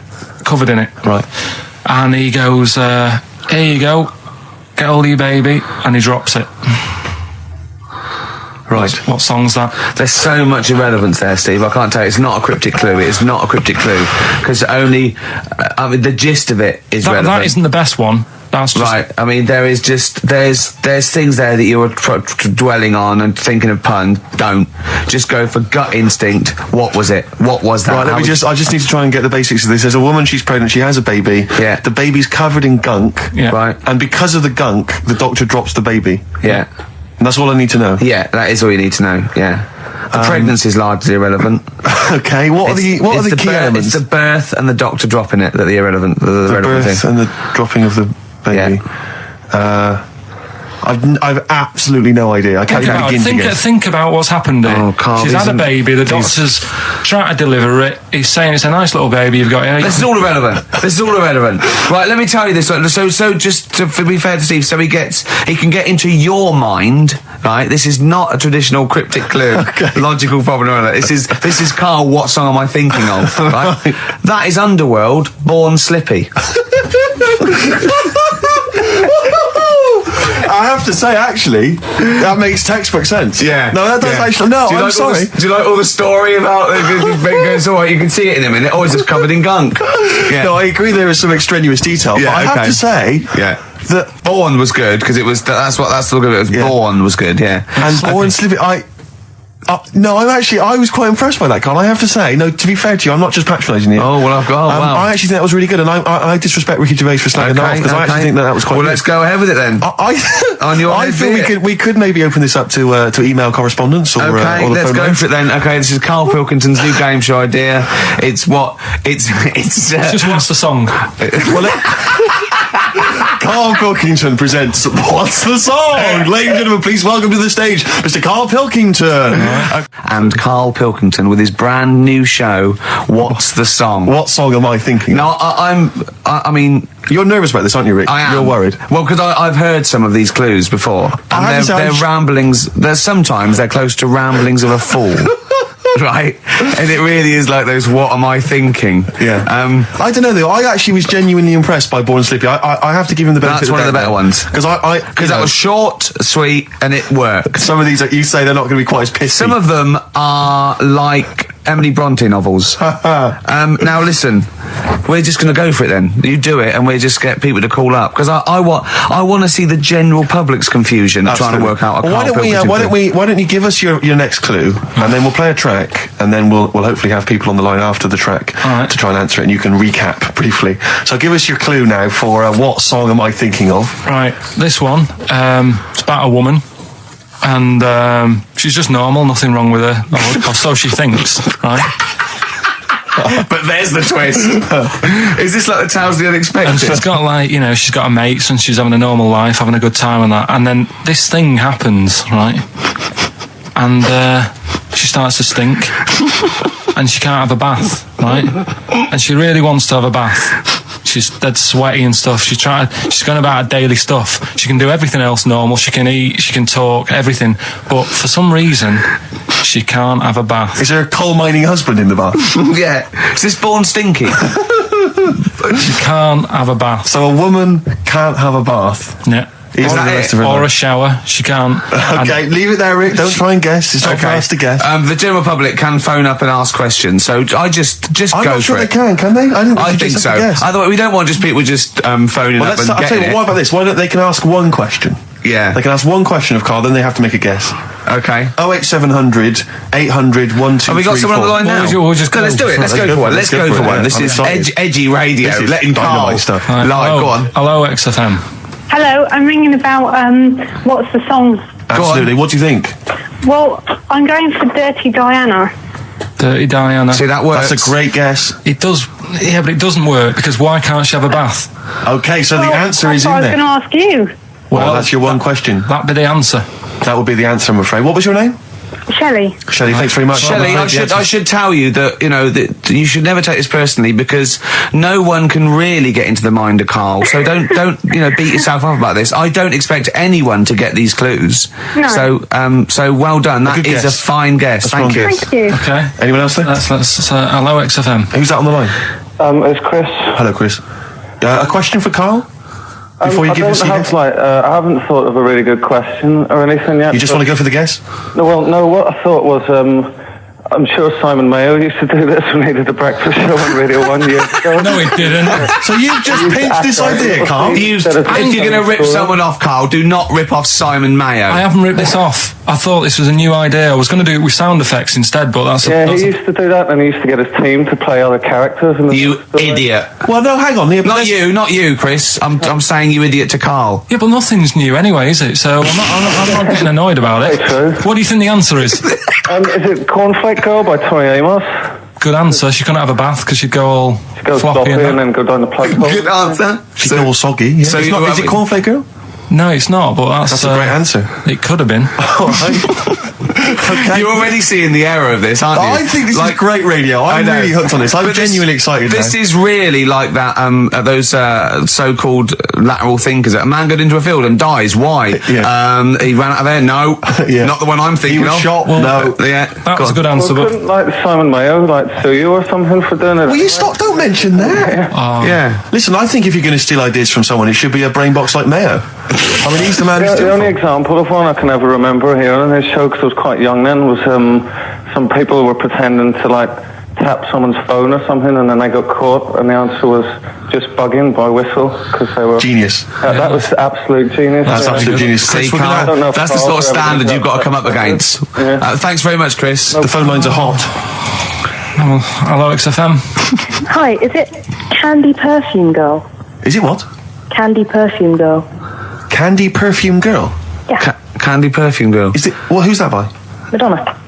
No, that sounds like an obscure album track. No, it's one of her songs. Just think about it. She stinks and everything. She's a normal life. I didn't say she was a sweet or anything.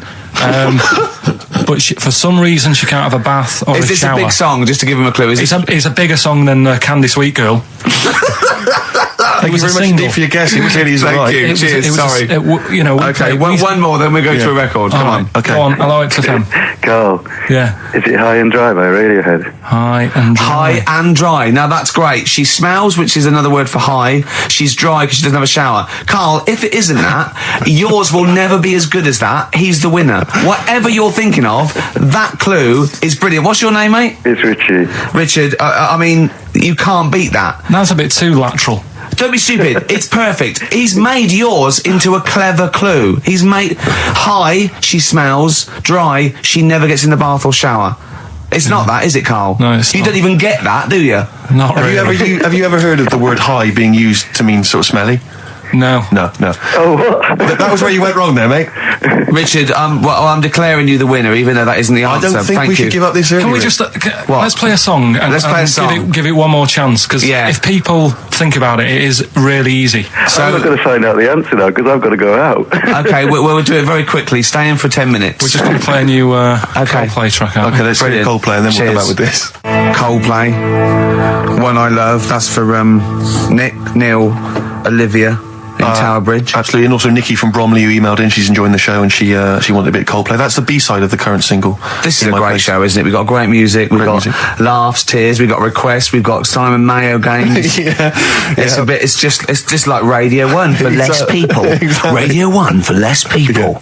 This is great, isn't it? So go on then. So listen, Carl, you were so excited about this game, weren't you, earlier? You came in with a hop, skip and a leap in your step. Although I must say, the phones are going mental. We're going to have to take some more calls. People love Carl. High and Dry is great. I mean, it works. Can we have a very quick recap in case someone's just very quick Can you make it so High and Dry doesn't work now? Give us a bit of information that makes it different to High and Dry, or can't you? So for those that have just tuned in, Carl describes in a roundabout way a story which somehow is representative of a song. Is that right? Title. A song title. Yeah. Okay. So this woman, she's all right. You know, she has a normal life. Pretty much. Kind of. Yeah. There's probably a few things actually that she can't do thinking about it. But the main problem would be having a wash or having a bath or having a shower. Yeah. Maybe going for a swim thinking about it. Right. Let's go. I think water is the clue, isn't it? That's the clue. Who's Who's that on the line? Hi there, it's Mark. Hello, Mark. Hi, Mark. Right, do you it think? smells like Teen Spirit, Nirvana. No, it's not. That's a great guess. Smells like Teen Spirit again. He's also No. brilliant. Thank you, Mark. Well done. No, it's not that. All right. Hello, XFM. Oh, that's a dodgy mobile. Oh, that's a bit of a clue. A dodgy Hello, mobile. XFM. Oh, they've just given up. They've all been going for Smells Like Teen Spirit. They just hung up. Hello, XFM. Hi, is it She's Electric? Excellent. She's electric. It makes sense. That's fantastic. Oasis, Carl. she's electric. Why does she smell? Because she doesn't have a bath and that.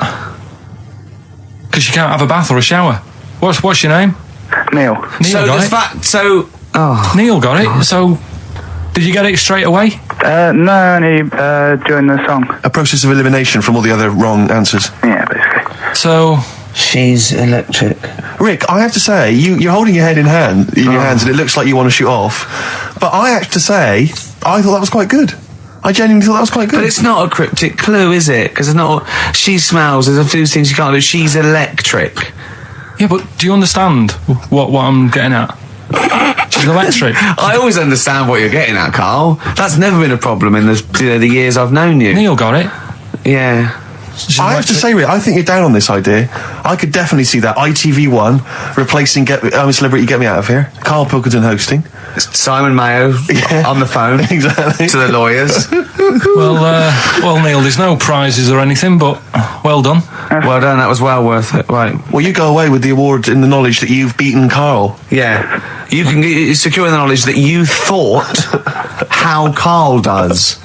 Absolutely. Well done, Neil. So let's take us back a few steps, Carl. What's the story? Right, so I did some research. Right. Let's just recap again. There was a guy you read about who had his head chopped off. He was guillotined. Yeah. He had said to the people around him, Count my I am going blinks. to blink once I've had my head cut off to So show the brain that life, can still... or the brain can continue to work after death. Okay, so yeah, we queried that. So you weren't having any of it? Well, no, possibly for a few seconds till the oxygen stops being fed to the cells because the blood has drained away. But, nothing spectacular. So Right, go on. well, along the similar sort of lines, right? This is quite a few years ago. this fella sort of upset the royal family doing something. Right, so they said this isn't good. Wasn't Ben Oughton at that Jubilee thing, was it? I can't remember what it was. And they said, right, that was terrible. We're gonna cut your head off. You know, you gotta show people like you can't be doing what you've been doing. What was this? The 1970s? When you say a couple of years ago, you mean maybe sort of... Was it the olden days when the phones weren't very good? Ages ago. Yeah. Ages ago, sure. So yeah, fair enough. Yeah. So... Very philosophical. Yeah, imagine that when you watching the history. This was literally ages ago. Yeah, exactly. Yeah, Simon Sharma's History of Britain. Yeah. Oh, and even before that, which is yonks before, when it was all mental and different. Sorry, Carl, go on. So he's having his head cut off, and he's resigned to it. It's the day before. He's kind of got it into his head now that I'm not going to have my head much longer. Sure. So he said, let's make use of this. Yeah. He said, I wonder how long like the body can stay alive without my head on it, right? So they were like, I don't know. So who were? So the jailers? Whoever he was asking. These jailers with one eye. Yeah. Get out. So he said, no, wait a minute, I've got an interesting scientific experiment, jailer. Well, fair enough. What is it? So he said, what I want to do, right? He said, surely it's my last right. I'm going to be dead tomorrow. Sure. So let's do a test. He didn't draw it out this long, did he? Yeah, and he said, let's test this out. He said, do us a favour. He said, it's my last day. What I want you to do is, you're going to cut my head off. Let's put a white line on the floor.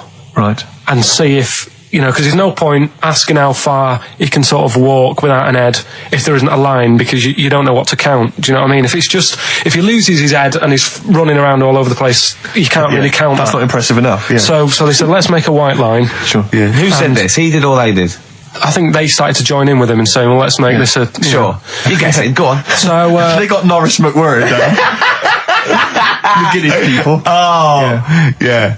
So they said, let's get this white line. Yeah. And dedication's all you need. We'll do this tomorrow. And he said, all right, then I'll see you in the morning. Yeah. So I'll see you in the morning. Night, sleep tight. Bye. I love the fact that Carl knows exactly what was said. Yeah. That's beautiful. Yeah. He doesn't know the story or what order it is in or when it was. Knows exactly what was said. But he knows the intricacies. All right then, see you in the morning. Bye. Oh, kissy. Oh, I'm not like that. Oh, you joker. Don't let the bed bugs fly. Yeah. Anyway.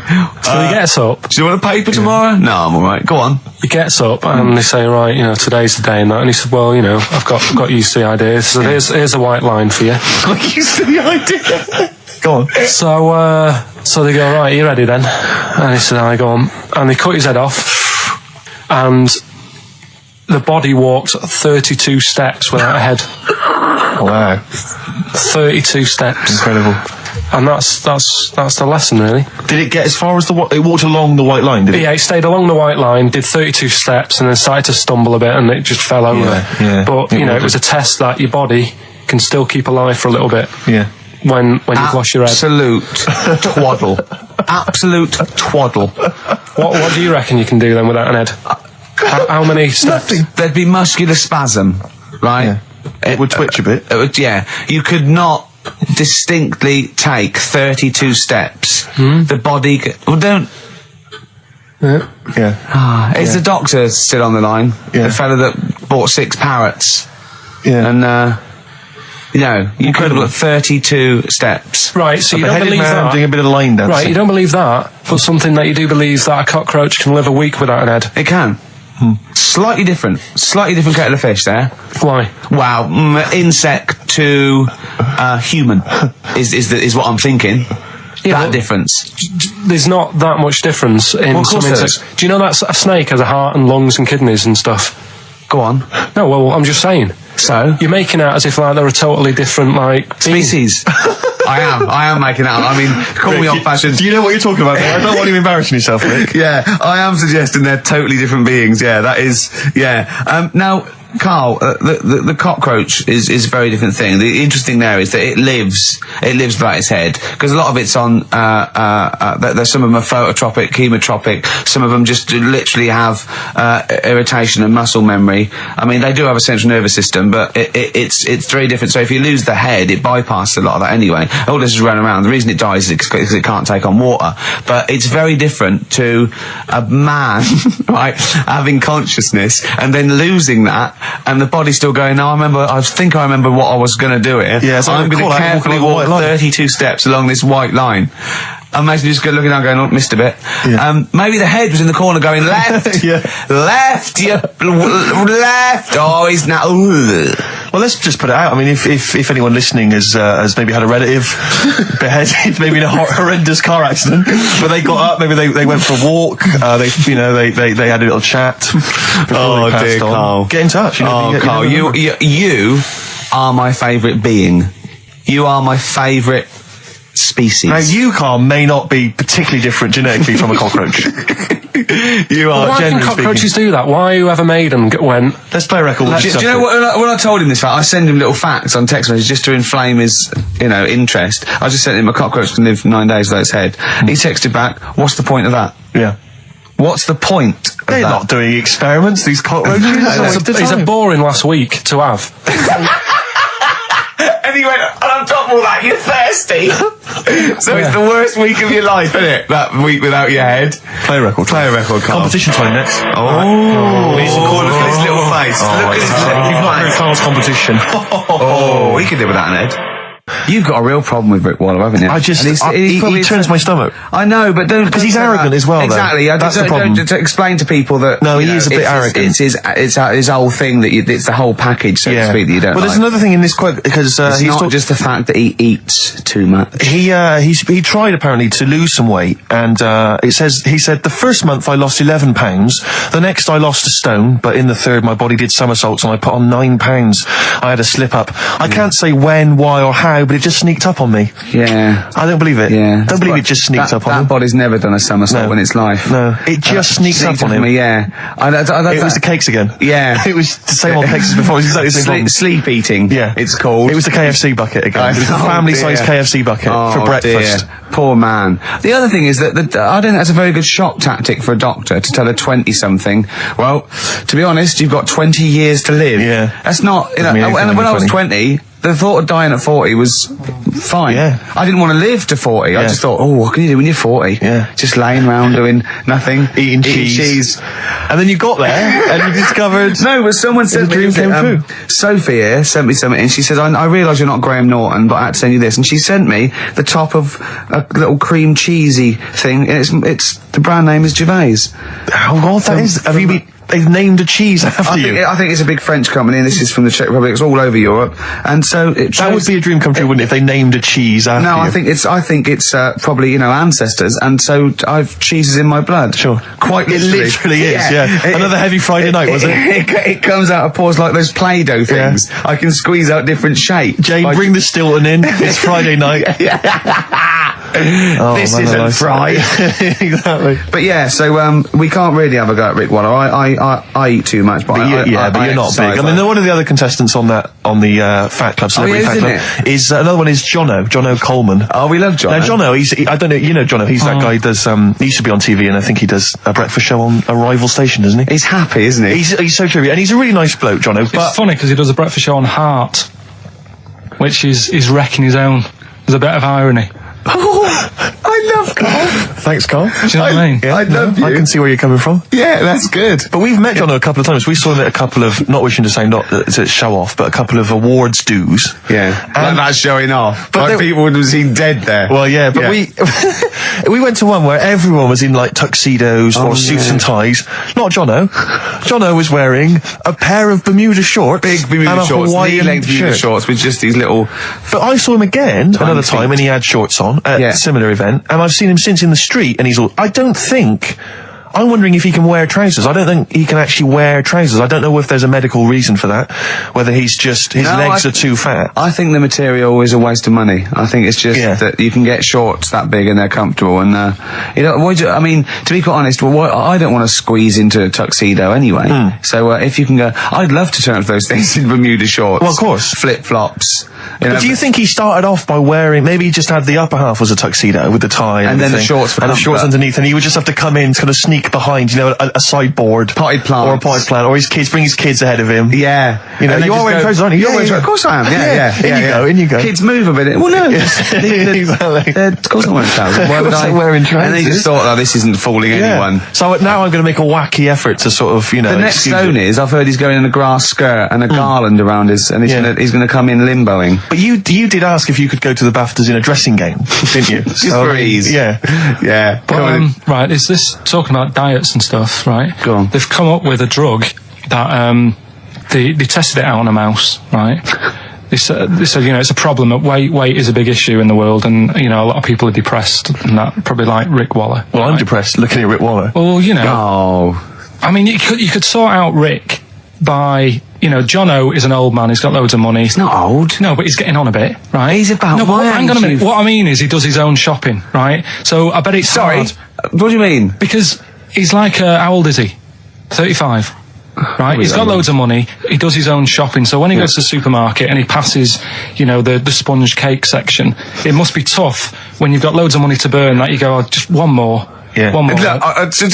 We are getting close to libel here, I think. No, but I'm saying how it is, because I've tried, losing a little bit of weight. Have you? And it is difficult when you're in Waitrose and you see a little chocolate muffin and you think, well, one more and I'll do without... Do you like a little chocolate muffin now and again? Yeah, right. Is that your favourite thing? So the thing is... Let him finish his point. So the thing is, right, now with Rick, he lives at home with his mum, so why doesn't his mum just say, I'm going to buy less this week, and if you eat it all, you're not getting any more? Yeah.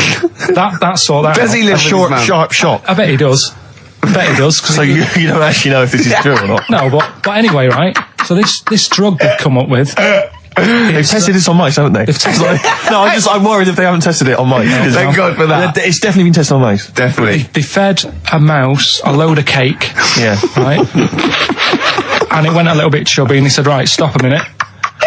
And then they gave it this drug that makes you lose weight. Yeah. And its weight went down, but the only bad side effect was its eyes were popping out. Well, that seems to be fine then. Let's give it to Jono.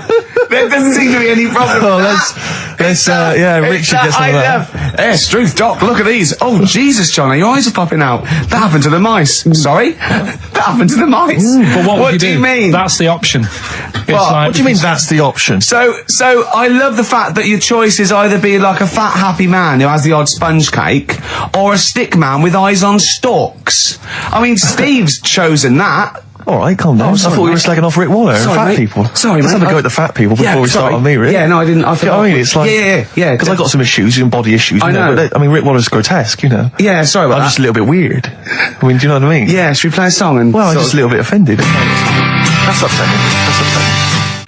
I woke up this morning, feeling fine. It's not a blues song, and I turned my phone on, and it was from Karl, and it went, forget it, I've made my mind up. And I thought, wow, what is that? And I forget it, I've made my mind. I went, Karl, what is it? He went, oh no, it's about the text I sent you last night. I went, well, what was it? I just got this text. He went, I was just wondering, I was thinking last night. He said, supposing you had to have your hands removed. Sure. Right? And the doctor said, well, you can either have them stay like that with stumps, or I can sew feet there. What would you have? And I was bleary-eyed, and I went, the stumps? He went, yeah. I went, all right? He went, yeah. And then what was his follow-up text to that? And then I got the text, it was obviously before it, and it went, and it was like quite serious. What would you do if surgery not doing your hands? Would you have stumps or the feet? Right? Now the way, when I said he's made his mind up, and I went the stumps, he went, yeah. I think secretly he decided on the feet, but was too embarrassed to tell me. There's a little little bit of what would you do? Because But why did you think of this? Why did you think of this? Girlfriend's away, right? Yeah, no, that's not why you start thinking bizarre surgery devices. Right? I'll let you into my little mind, right? Last night, I had some beans on toast, right? She was away. It's good already. She was away, so you had some beans on toast. She went wild. Yeah. Right? Now, I was stood up. I live on on a high street, right? So I'm washing up. I'm looking out the window. First thing that had my attention is I can look into other people's flats, right? Yeah. And it was weird how all these different lives were going on. I was watching them, and everybody had the telly on and was watching Volcano, right? Which was on last night. Right. And I thought, that's weird, right? I can see them all watching it. And it was like a little Chinese lad who was dancing around in some underpants. Yeah. And then there's a little old woman who lives downstairs who was reading a book, and she's always reading a book every night. And it's like, I have a better life than her. And then there's like some sort of bouncer who's always getting ready to go out late at night with all the black on. He looks like a bouncer. So I was watching all this life going on. I thought, did you witness a murder while you were doing it? Yeah. It was like that sort of Sliver film where that bloke had loads of tellies watching people's lives. So that was going on in my mind. And then I was washing up and I picked up the plate and I thought, it's amazing, isn't it? The human body, the way you can just sort of, I want to pick that up, and you do. Yes. And the way your hands work, right? Yeah. You've got 5 little digits, but it's just the right amount to do to do what you've got to do, right? So I'm washing, I'm cleaning the plate. Sorry, Carl, stop. It's just the right amount. Might be one of the most genius things I've ever heard said. I would love David Attenborough to phone you up and say, Carl, how do I word this about the evolution of the mammalian front limb? Just go, we'll just say it's the right amount. But it is. One of course extra it is. would get in the way. Yeah. And one less would just make it that little bit more tricky when picking up a bit of a slippery dish. Sure, or buying gloves. Yeah. A slippery dish. So then I was thinking, imagine like going to the doctors and he's saying, yeah, everything's all right, your heart's good and everything, but your heart's good. What, your Larry's or your heart, you're in good form and whatever. Sure. Yeah, it's good news. I had Giano in earlier. He's not looking good. Yeah. I had Fat Waller. But you're all right. But your hands need to come off. Right. Blimey. That's bad. Like, I get a second opinion initially. But I better good news, I've got a nice pair of feet I can sort you out with. Yeah. And he puts them on, and then I was thinking, right, first of all, washing up, what would that be like? I thought, Steve, that'd be tricky. Yeah. And then the second thing was, it'd probably ruin the sort of the shape of your jumper. Because you have to keep putting the feet through there. Yeah. And then I thought, but I could still cycle in. Okay. To work. You could run in. Well, that's the thing. You'd be really fast. Well, that's what I was thinking. I thought I could still cycle because I could balance, and then I thought, but the only thing is I probably couldn't pull the brakes. Because of the little short things. Yeah. And then, like you, I thought, but then again, you're running in half the time. So that's what was going on in last night. Right. That's what I was thinking about. Sure. Did you? How long did this take? Well, how long does it take to wash up? Right. Because I imagine you just being there for like all night. Probably 25 minutes. How long did the little Chinese fella dance for in his pants? He's always doing it. Last night he was at it for like 10 minutes. And his girlfriend never sits in the same room as him. She's always sat in the bedroom. She's going, you dance in pants again, I go in next door. Well, she was in the bedroom. She's always in the bedroom, sat on the floor, on the mobile phone. Right. All the time, yeah. It's weird how people's lives are just like, it is like that Groundhog Day thing. It's like, he's jumping about in his underpants. The old woman's sat there reading a book. Yeah. And that's what got me thinking about my life. Do you think she ever goes... Are you sure she's not dead? Every time you look down there, she's just flicking through it. She's just reading this book. The pages never turn. She never seems to finish it.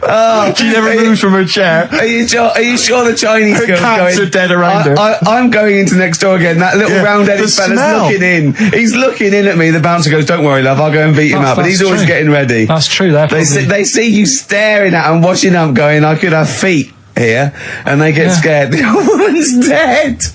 Oh, Carl, can you tell us roughly which neighbourhood you live in, so that we know? It's central. Central, is it? Yeah. Wow, imagine if that little... Was he a Chinese fella, did you say? Yeah. Imagine if he was listening now. I'd love him to call in and explain his actions. Well, he might be on some other radio station talking about a lad who's always washing up and looking at his hands in a mysterious way. But do we have this doctor that would go, well, all right, Carl, you can either leave them as stumps or I've got a little pair of feet. Why, I mean, I told Jane this, and Jane went, is that the only choice? Could you say, could I have some dead man's hands? Have you got any, where do you get the feet from? Where do you get the feet from? Can I have, what would you rather have then? Human feet or monkey paws? Well, I mean, that wasn't an option last night. That if the doctors said... No, it wasn't an option last night, but don't forget, it's in your head, Carl. This didn't happen. I'm just saying, at the time, that's all the doctor had to offer. But you know, it's your head, you can go anywhere. No, it wasn't a real doctor to offer. It's in your head, you can go anywhere. You're not trapped. Yeah, but if you can do anything, then you'd say, we'll sort us out some other hands. Fair point, that's fair record. We gotta come back to this. It was my birthday, right? Went home after working with you a couple of Saturdays ago, right? Girlfriend was like, open your card. And I said, no, it's my birthday on Monday, I'll open it then. You obey by the rules, certainly on birthdays. Birthday rule. Well, there's no point. Well, exactly, chaos leads that way. Yeah, right, so... not an anarchist, never has been. So anyway, she was kept going on, and it was doing me head in, so I said, alright, I'll open it. Yeah. So I opened it, ticket fell out. Surprise holiday to one of the Canary Islands. So... And what was your reaction? I mean... First one was, we haven't got enough money for this, but I didn't want to ruin it, so... No. So I didn't go on about that, and I said, it'd be great, so I can't wait. So, did you say it in that tone of voice?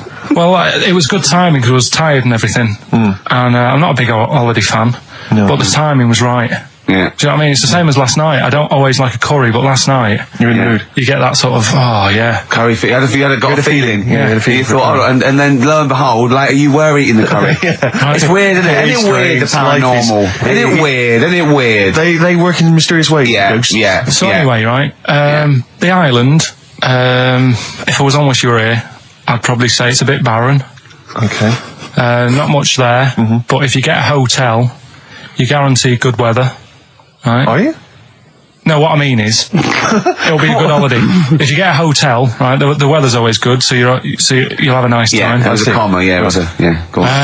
And all that, and the food was alright, and everything was going alright. I was just having a nice, relaxing time. And how do you sort of spend your time on a holiday? You just lie around? Is that sort of holiday, just lying around. I bought a book. You bought a book? Yeah. Okay, ghosts? No, it was short stories, right? About ghosts? It was about like special days in our time and time before me and stuff. Oh, yeah. And it was like, it was telling you about how in, I think it was 1814, the Thames frozen up. Yeah. And all these stories are told by eyewitnesses. Yeah. Right? So there's some fella who was around in 1814 and the Thames was frozen and people used to put market stalls on there and they'd do the shopping. It was like an Oxford Street. Was that Mad Liar Charlie? No, because he's famous for that. Well, I'm sure, you know. No, I think that was Mad Liar Charlie. Right. Yeah. So I was reading that, and then after a couple of days was a bit like, boring. Yeah, you can only do sort of so much lying around and so much reading. So Suzanne said, let's go on the beach, have a walk. You ain't gone on the beach? Where have you been up to this point then? In your room? No, just like around the pool, just relaxing and having a swim and that. Yeah. So she said, let's go on the beach. I said, all right then, yeah. So wandered down to the beach, and first impressions are, it's all right, it's clean. Your criteria is so basic, it's brilliant. Hotel, yes. Roof, good. Food, adequate. Beach, clean. Next. So I'm walking along, and everything's good, and there's a woman feeding fish bread, which I thought that's different.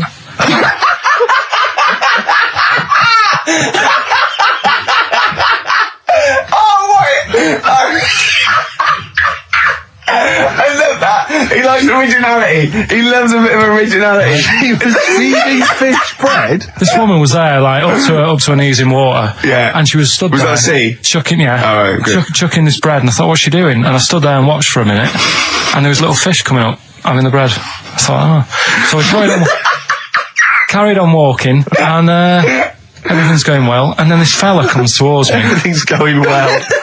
That's I haven't fallen over. Clean feeding bread. 2 points for originality. Fella comes walking towards me. Oi. He's only got no pants on. Oh. So I said, Suzanne, what's going on? Why did he turn to her? Like she knows more than him. So she said, oh, yeah, it's, she said, yeah, it's a nudity. Is this going to be a long story? Could you pour that coffee? Can you give me that coffee over? Sorry, this is really bad. Yeah, because he's pouring. Thank you. Just amuse yourselves while we sort the coffee. Thank you very much. Dave, do you want I'll have a cup of coffee, Carl. Thanks, yeah, cheers. Cold. Right, good. Okay. So, Great. Thank you. So she said, yeah, it's a nudist beach. So I said, well, why, what? I said, we're all it's all mixed up. Normally on a nudist beach, it's a nudist beach and you don't go wandering on there when you get your clothes on and that. So it annoyed me a bit, because there wasn't any signs. So this fella's getting closer. Well, the knob out was a sign. Yeah. Right, so he's getting closer. And he walked past me. It was an old fella. And he walked past and he had a hat on and a little pipe. And a big rucksack on his back. Right, so he got me thinking. Not strictly naked. I'm walking along and I'm thinking, right, why do people want to do this? So straight away, I wasn't on holiday anymore, because most of the time when I'm on holiday, I don't think about anything. Right? Your mind's a blank. I just switch off. Right? But all of a sudden, this has got in my head now, and I turn around to look at him, and check out his arse. And this bag, right, I swear, it was massive, right? What? You had a massive bag? The bag. His rucksack? His rucksack. Oh, right, okay. When he said there's an old couple coming towards me, I said, what was lower, the bloke's bollocks or the woman's tits? And he said, well, that was another point, she might as well have worn knickers. Because so you can see it. That's what he said to me. So you saw the bag? So it annoyed me, yeah, because the whole idea in it, this is what I think, I mean, I might be wrong, right? Might be wrong. Chances you never have been. You never have been before. Being nudist, right? What's it all about? So I'll tell you, on that point, Carl, let's play a tune, let's come back and we'll discuss. What are you going to play? We'll discuss that very issue. We've got some ideas, we did chat about this last week, Carl, in your absence. Alright, well, we'll play the choral. Okay. It's a good one, this. Yeah. Coral, Dreaming of You, on XFM 104.9. I'm Ricky Gervais, with me Steve Merchant and Karl Pilkington. If you just joined us, Carl is walking down the beach, and a man has just passed him with his knob out. Yeah, his testicles out and his huge bag, apparently. Right. Now, we'll sum this up, quick, because we did talk about it last week. You did call me and tell me some of these things, and we sort of mentioned it last week, but you just want to say just give us your thoughts on nudity. Well, what I don't understand is, right, nudity, I thought it was all about, sort of being free. Yeah. Natural, letting the breeze, blow around you and that. That's all I can think is of like the bonus of doing it. But you can get that by just having a pair of shorts on, right? Because I'm not one for getting my kit off. It's just something a bit weird about it, isn't it? Normally, if I go for a walk on the beach, I'll put a shirt on. Sure. But leave it unbuttoned. Yeah. Oh, right, yeah, tease the ladies, sure. Do you know what I mean? Yeah. But it just feels a bit weird. So it's best to cover your back anyway, because the sun. Yeah. And all good that. advice, yeah. But when I saw him, and I thought, well, right, is he doing it to sort of be free and be comfy and all that? And then I thought, but he's carrying a big bag, right? I've got a pair of shorts on, and I'm not looking at him thinking, I bet he's really comfy. Do you know what I mean? I wasn't going, I can't wait to get home and get my shorts off. They're really annoying me, these. So, and that's just it. I don't get what it's all about. Yeah. Sure. Yeah. Sure. Well, okay. Well, my advice to you is don't go to nudist beaches again. Well, I didn't go again. Got some new ideas for you. Go on. Well, they've all been blinders in the past. Go on. Did you do any competitions when I was away? I think we did, didn't we? Didn't we give away a DVD? Did we? Yeah, we did. Yeah, go on. Yeah, right. Go on. Anyway. Well, I thought some. This isn't like radio, is it? As we know it, this is just people talking. If the mic's on, it's luck. Yeah. If anyone's listening, I've no idea what they think of this show. It's not a show. Not in the traditional sense. No. Okay, then you're going to change with that kind. Because a show suggests a certain form of presentation. Yeah. A certain pride. And when we do present dare I say, some planning. Yeah, and when we do, it's ruined by him pressing the wrong button. Yeah, but I've got some planning here. Go on then. Quizzes. What I did was, when I was on holiday, right, you said, come up with a new idea, right? So the best way of coming up with ideas is sort of thinking, sort of nicking a TV show name and then twisting it a bit. Yeah. So, or just rip off Simon Mayo's idea completely. That's good advice for anyone out there. I didn't. Yeah.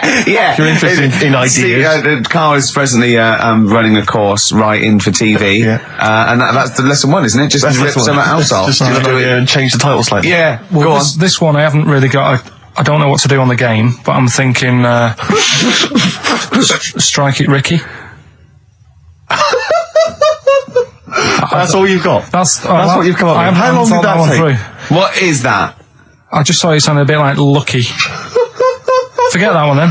Yeah, forget that one. Okay, yeah. Well, no, good. No, we all have hits and misses. Even Spielberg's, not all his films, can hit the. Go on. Right. No, okay, no, that's good. Go on. Yeah. Remember Big Brother? Yeah. Do I remember Big Brother? No, go on. Big Mother, right? You call it in. If your mum's heavy, you win a CD. What do you mean? How can you prove that?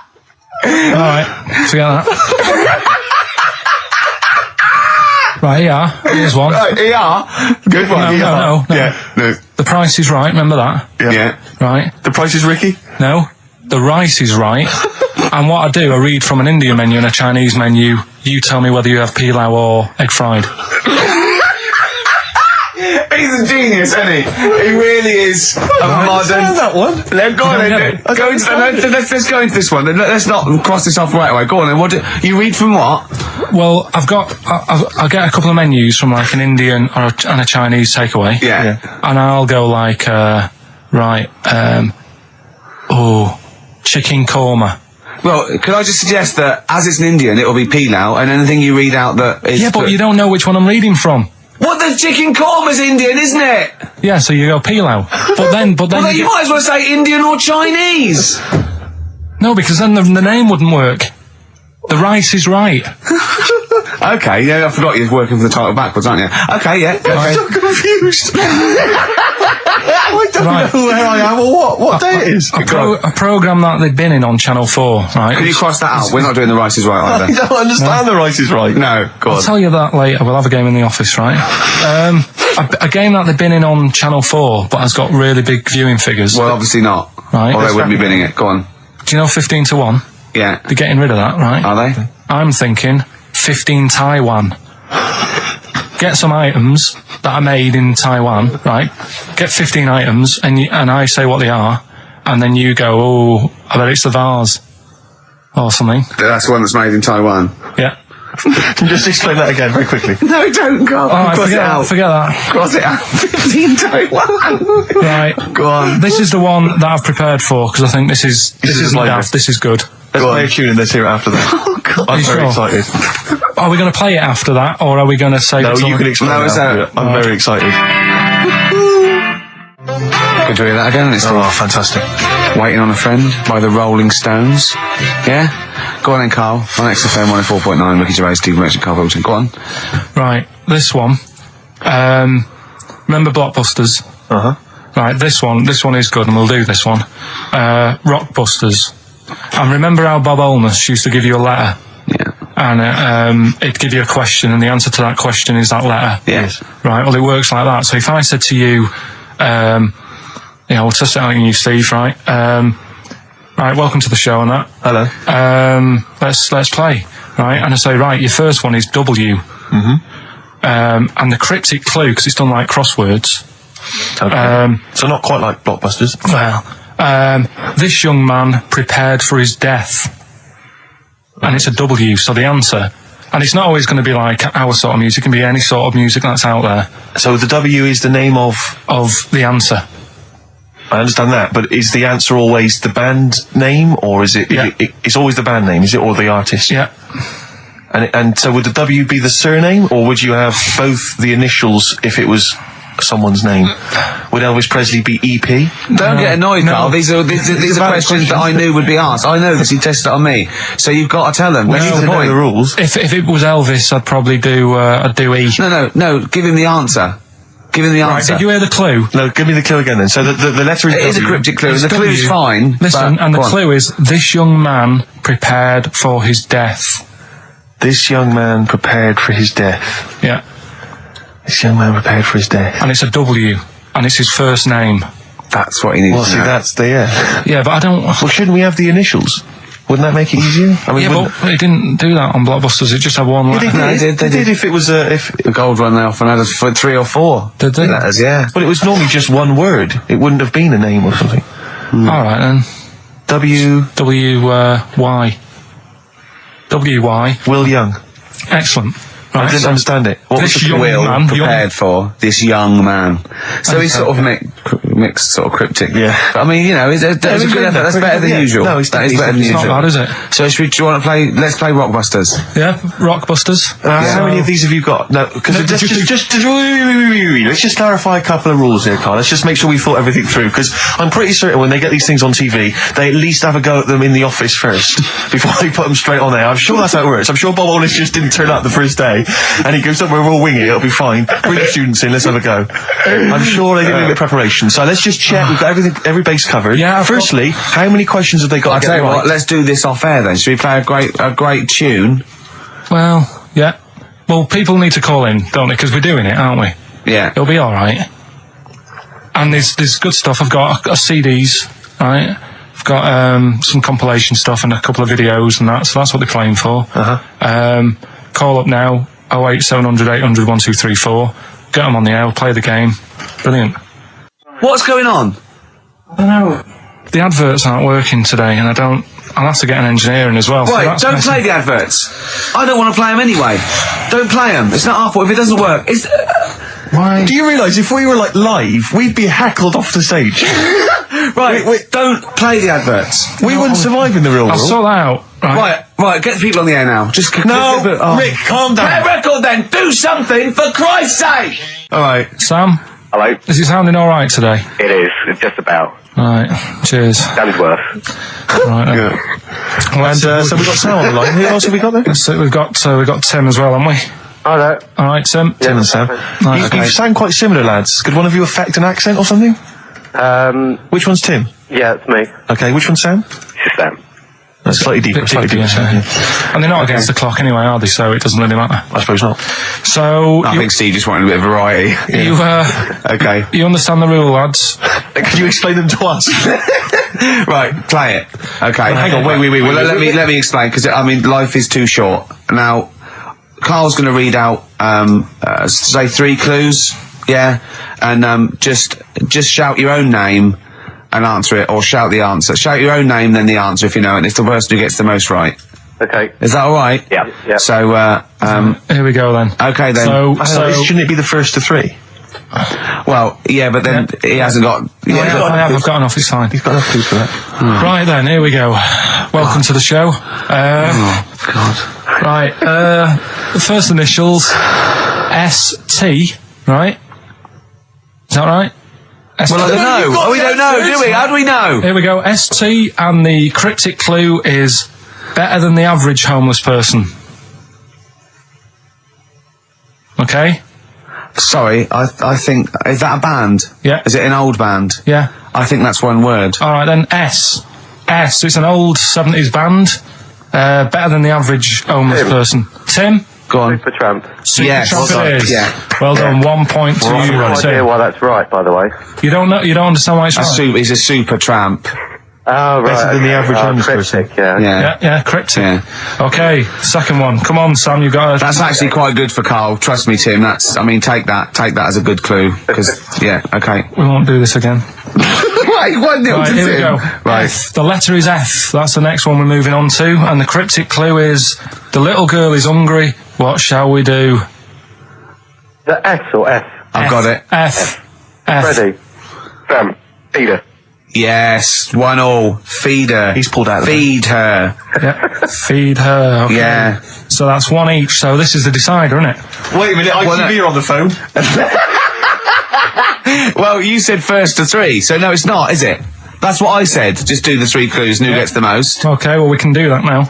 So, here we go. I love this. This is rubbish. Go on. So, here's the last one. The initials are AK, right? And the cryptic clue is exploding pet. Shout out your name if you know it. Last orders at the bar, please. Last orders at the bar. Exploding pet. AK. You're tuned to XFM 104.9, Karl Pilkington's quiz, Rockbusters. The format is still available. The highest bidder, please give us a call, or you can email ricky.gervais@xfm.co.uk. Is it a band or a singer? I'll give you a bit more of a clue. It's a pop band. Okay, we wouldn't. Sam, Tommy Kitten. Yes. Hey. Oh, this is amazing radio. So who was that won? That was Sam who won. So it's 2-1 to Sam. So he wins. What does he win, Carl? He wins some CDs and some videos. No, he's got obviously now, Sam, if you're ready, take the spot. You're going to do the gold run. Away you go, Carl. I haven't got any more. You're a fool. Right, stay on the line. We're giving both some presents. Play a record for. Rich, I'm going to shoot off. Not come. 104.9 XFM. You alright? This is Carl, producer of Ricky Gervais and Steve Merchant. They're not about today. Ricky's on holiday. Steve couldn't be bothered. So I'm left here with all the DATs. That's a digital audio tape of all the shows they've done since they've been here over the last, I don't know, year and a half or something. So we'll play you some of the best bits. Alright, so here's the first bit. Well, listen, still to come, right? We've got the monkeys thing. Oh, chimpanzee that. And when I was out last Sunday, right, at Johnny's birthday party, Steve was there. Yeah. Got talking about stuff. And a debate that we didn't really finish cropped up. It blew your mind, didn't it? Amazing. Oh, I know about this. Steve told me. This is the infinite amount of monkeys. Or a monkey with a typewriter and an infinite amount of time would eventually come up with the works of Shakespeare. Yeah. There was no debate. It's a philosophical, mathematical problem. There's no debate. It's true. It wouldn't happen. No, listen, Carl, listen. Infinity sorts it all out for you, right? An infinite amount of monkeys at a typewriter, right? They do everything. They type everything. Infinity just sorts it all out for you. There's no getting to it and they're going, oh well, let's have a look what they've done. This one's come close. Did Romeo and Juliet? It would do it all. It would type everything ever possible, conceivable. Yeah, but it's a mathematical infinity. Well, we've heard your side of the argument, Rick. And I'll be honest with you, it's a persuasive one. But let's hear Carl, because he heard about this in a pub last week. Yeah, so he's got some strong What's your problem with it? What's your problem with it? well, first of all, right, you're saying it's a load of monkeys. It's not just one monkey. It depends. Can live forever. No, wait. It's either a chimpanzee with a typewriter with an infinite amount of time. He would eventually, by definition, mathematically, type everything ever possible. Okay, or it's an infinite amount of chimps with typewriters, and one of them will type it first time. But already, that's not right. You either need to have What do one you mean? monkey. What? You mean Let's hear his employment point. laws? What do you mean it's not right? Let's hear him out, please. Okay. If it's one monkey Yeah. with a typewriter that's got loads of ink in it and that, right? At least it knows what it's done in the past. It's not. Keep going. Crime. If you've got a load of monkeys, it's like if you have too many. What's that saying about too many chefs? Too many chimps spoil the soup. Right. Well, it's the same thing. It's like, well, I didn't tell you to put salt in it. I was going to put salt in it, and it messes it up. Whereas if it's just one, they know what's gone on. So what I'm saying is, honestly, leave him go. I can't be bothered. I want to hear. I want to hear the rest. This blows my mind. He doesn't know what this does to me. It's a mathematical problem. I want to hear the rest. well, it's just I just don't think it will happen. What do you mean you don't think it'll happen? Infinity works it out for you by definition. Well, what's stopping them typing the same thing again? They would. In fact, the problem should be if you had an infinite amount of time that it would type. It works for Shakespeare an infinite amount of times and everything else an infinite amount of times. But you know, that's not as. But not Shakespeare. Oh, shut up, you idiot! Rick, do you know what he said to me? I said to him, I explained it to him. I said, God. you've got an infinite number of monkeys, infinite number of typewriters. They will type the complete works of Shakespeare. He said, have they read Shakespeare? You're an idiot! Play a record. said, no, I'm not having this they're not doing conversation. it from I'm not having memory. it. I'm not having it because it really, really winds me up. But you're saying they'll do it with no spelling errors. Well, they do it an infinite amount of times. And they do it wrong an infinite amount of times. And they spell the last full stop wrong an infinite amount of times. And they do it and they get one thing wrong in Hamlet wrong an infinite amount of times. They do everything an infinite amount of times. But are they going off a story that they've... Play a record, Carl, because I'm going to knock you out. I'm just saying, Shut up! do they know the story? Oh, They're monkeys! Oh, Christ. No, Right, but- okay. Right. The Cure, obviously, Yeah. that song. Right, Carl's been taking phone calls for these clues. Right, and so everyone's been saying the same thing for the last one. He's been going, no, and I'm worried, I'm always worried. FD, I just overheard him on the call, they're going, oh, what have I been saying? Oh, no, it's FP. Dickhead. Right, give me the clues out, it's a rollover. Right, tell people, we're really sorry to anyone who would have got that right. Okay, right, do the clues quickly, tell them it'll be a rollover, so we have to do 3 new ones. Do you not write these down, You're such a... I don't write the answers down in case Ricky looks over the thing and sees the answer. Why would I cheat? I'd rather you do something right with your life. Right, well, the clues were, I've got 3 other jumpers like this one. Yeah. That was FT. Yeah. You got that, 4 tops. Yeah, that's alright. Good, well done. That bunch of people can't make up their minds if they'd want to sit in the sun or not. That was C, they were getting that. That was charlatans. Charlatan, right? A bunch of them charlatans, right? What do you mean? What's Charlie? No, it's like, shall I go out? Shall we? Charlatans. They got it, right? Where I went wrong with this one, the Jamaican fella, he had to have some aspirin. Why? It's my fault, you know, I'm not cutting, there's no point passing the book or anything. I said FD, a lot of people were saying, Fred Durst, like, forehead hurts, which is a good one. Yeah, which would have been as good as any of yours. But I made an error, so we'll roll it over. No. What is the answer? We'll roll the What is the prizes answer? over. Jamaican fella what? Add some aspirin, why do that? What's the thing? FP, it was Frida Payne. Frida Payne. Frida Payne. Frida Payne. Frida Payne. That's awful. You've got to write these down next week. This is I'm right. sorry, You're the producer. I know, but I've had a busy week, haven't I? That's Doing not stuff an with excuse. That isn't an excuse. Our excuse is we don't care. Yeah. You do put care. the work in and then make a mistake. Yeah. I mean, it's better not to try than try your hardest and be rubbish. Do you see what the point? We don't care. But you've got standards. Yeah, and you're not meeting them. Think of that. You're not even reaching your standards. God.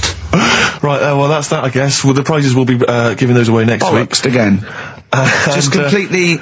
Song for the ladies to end the show with. It's from Nick Cave's new album, Nocturama. This is a track called He Wants You. Back next week.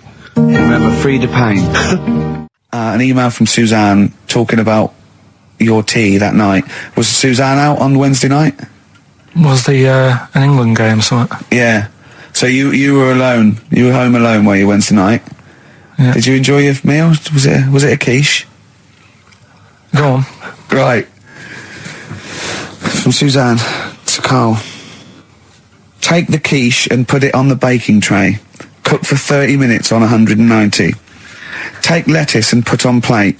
Take 3 tomatoes, wash and chop into quarters. Place on lettuce. Take an avocado, chop in half. Remove the stone. Peel skin and slice. Place on salad. Put salt and pepper on and a dribble of olive and balsamic vinegar dressing. Right? In brackets, small bottle behind the cafetiere. Right, in case he's reaching for bleach. Yeah. That's it. Just put everything else away. Right? Then sprinkle a smidge of parmesan on top. Remove quiche from oven, cut into quarters and put on plate. Eat. Oh, wow. Does she have to do that every single time? She's like... No, it's just that I'm not that good at cooking, right? And to be honest, that was a lot of hard work. I didn't bother warming it up. And I did without the avocado. Why? Too much messing about. He didn't even do that with instructions. It was too much. But yeah, I'm not that good at cooking. And Did you that's not cooking though, is it, Carl? That's heating up a slicing. quiche. That's cooking it is making the quiche. Yeah, but I'm just. Could you have figured that out if she hadn't left that note for you? Why did she have to tell you what the olive oil and balsamic vinegar was? Because I've put sort of cooking oil on my food once, and I said, oh, it's a bit. It's ever since, right? Years ago. I'm gonna die. Years ago. I'm leaving Mr. Magoo at home. It was ever since I put sausages in the toaster that. I nearly set the flat on fire. Because, do you know, like, when you're grilling food in a pan and all that? Yeah. Sort of sausages spit and it goes everywhere, doesn't it? And it makes everywhere greasy. In the toaster. So I thought, well, just want to warm them up. Yeah. Bung them in the toaster. Yeah. What happened? And she sort of caught... Well, they got stuck and they sort of caught on fire, I imagine. She came in just as I was sort of plunging it, and Matty came in from work. She said, what are you doing? I said, I'm in sausages. Well, the oven isn't on. I know, they're in here. What, you turn it off? Panicking and that. But I've never been into it. I've never been into cooking and that. At school and stuff, I didn't bother doing it. Oh, every time Suzanne comes home, she must think, please be the house still there. Yeah. Please not let me hear a fire engine as I come round this corner. Oh, God. She comes and goes, oh, God, thank God. I bet she's always happy to see you when she gets home and you haven't burned the place down or introduced some howler monkeys or something. Unbelievable. What I find extraordinary is there are people who are in sort of care in the community who don't need instructions on how to prepare food. Oh, they do. They can do it. Yeah, you show them once. Yeah, they do. Whatever you do, don't put sausages in the toaster, Johnny. Do you know what I mean? Yeah, and they've learnt it. They don't put sausages in the toaster. Yeah. Well, they put their fingers in. But, yeah. All right, this is Karl, the producer of Ricky Gervais and Stephen Merchant on XFM 104.9. We're playing out some of the best bits. Hope you're enjoying it. Here's another one. Can I just ask Karl how he got on over Christmas? Because the last time I spoke to him, you hadn't bought a present for your girlfriend. I have to say, I was on tenterhooks all Christmas. Well, you changed it. After that show, I felt bad, even though I shouldn't have done, because...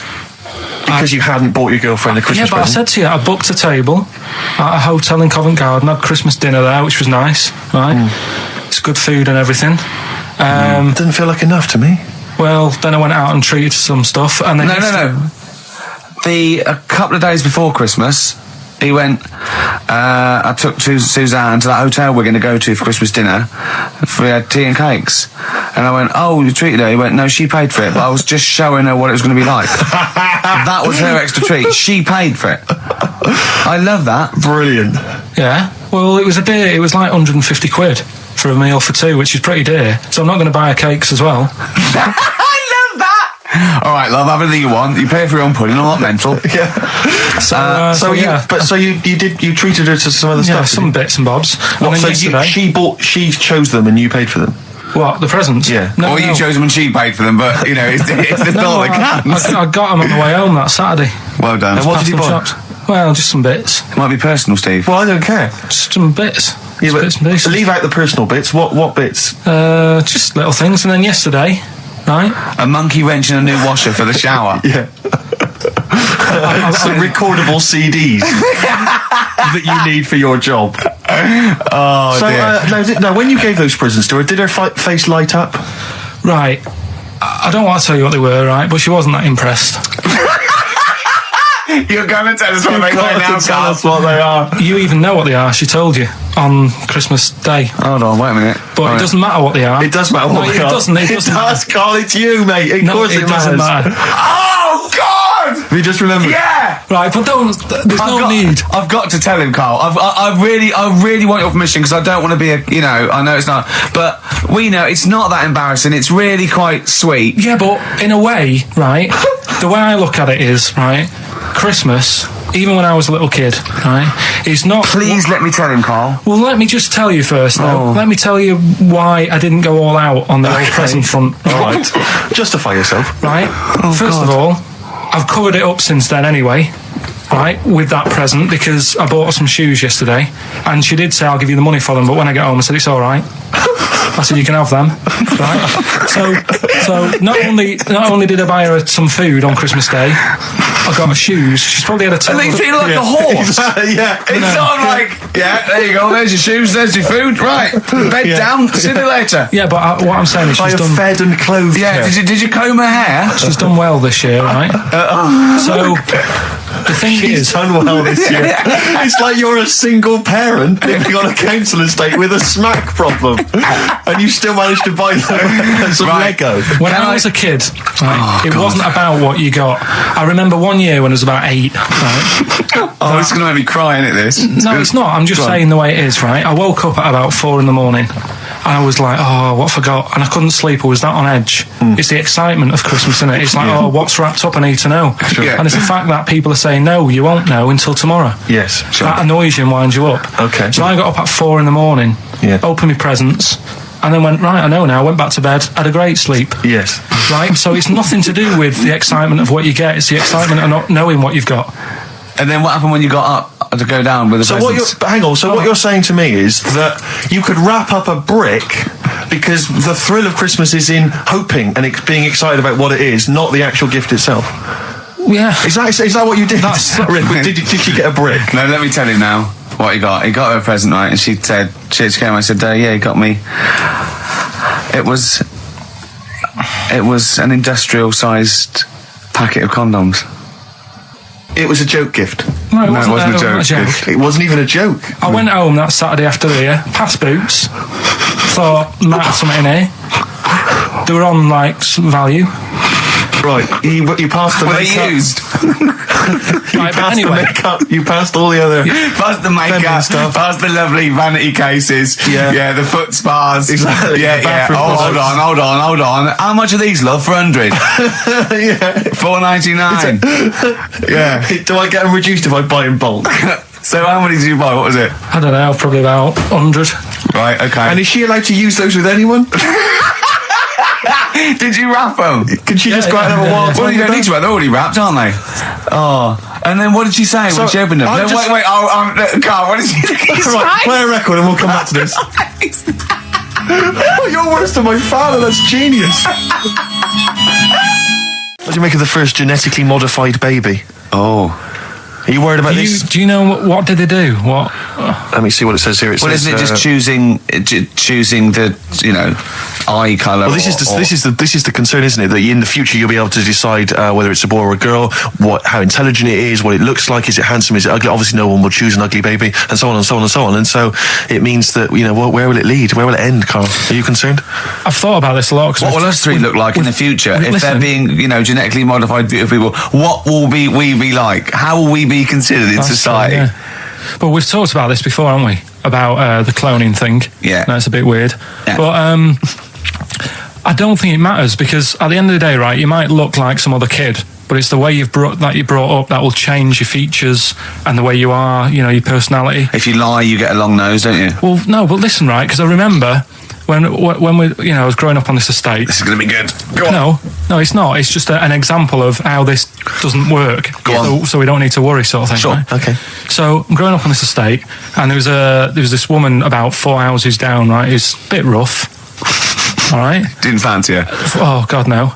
Right, but she had a baby. Well, tell me about her first. I'm interested in this woman. What was she? It was a very... Was it like being a man in a dress? I mean, I didn't grow up in a posh house or anything. I'm not saying that if you live in a bit of a rough house, you're a bad person. What did she look like? But anyone can Tattoos? clean up. Looked like Tony Green with a fag on. They didn't clean up much, right? Oh. Which, even if you've not got a lot of money, you can still try and make the place look nice. Yeah. Right? But she didn't, and a kid used to take a horse into the house. Sorry. Whoa, Neddy. What do you mean a kid used to take a horse into the house? Where did he get a horse?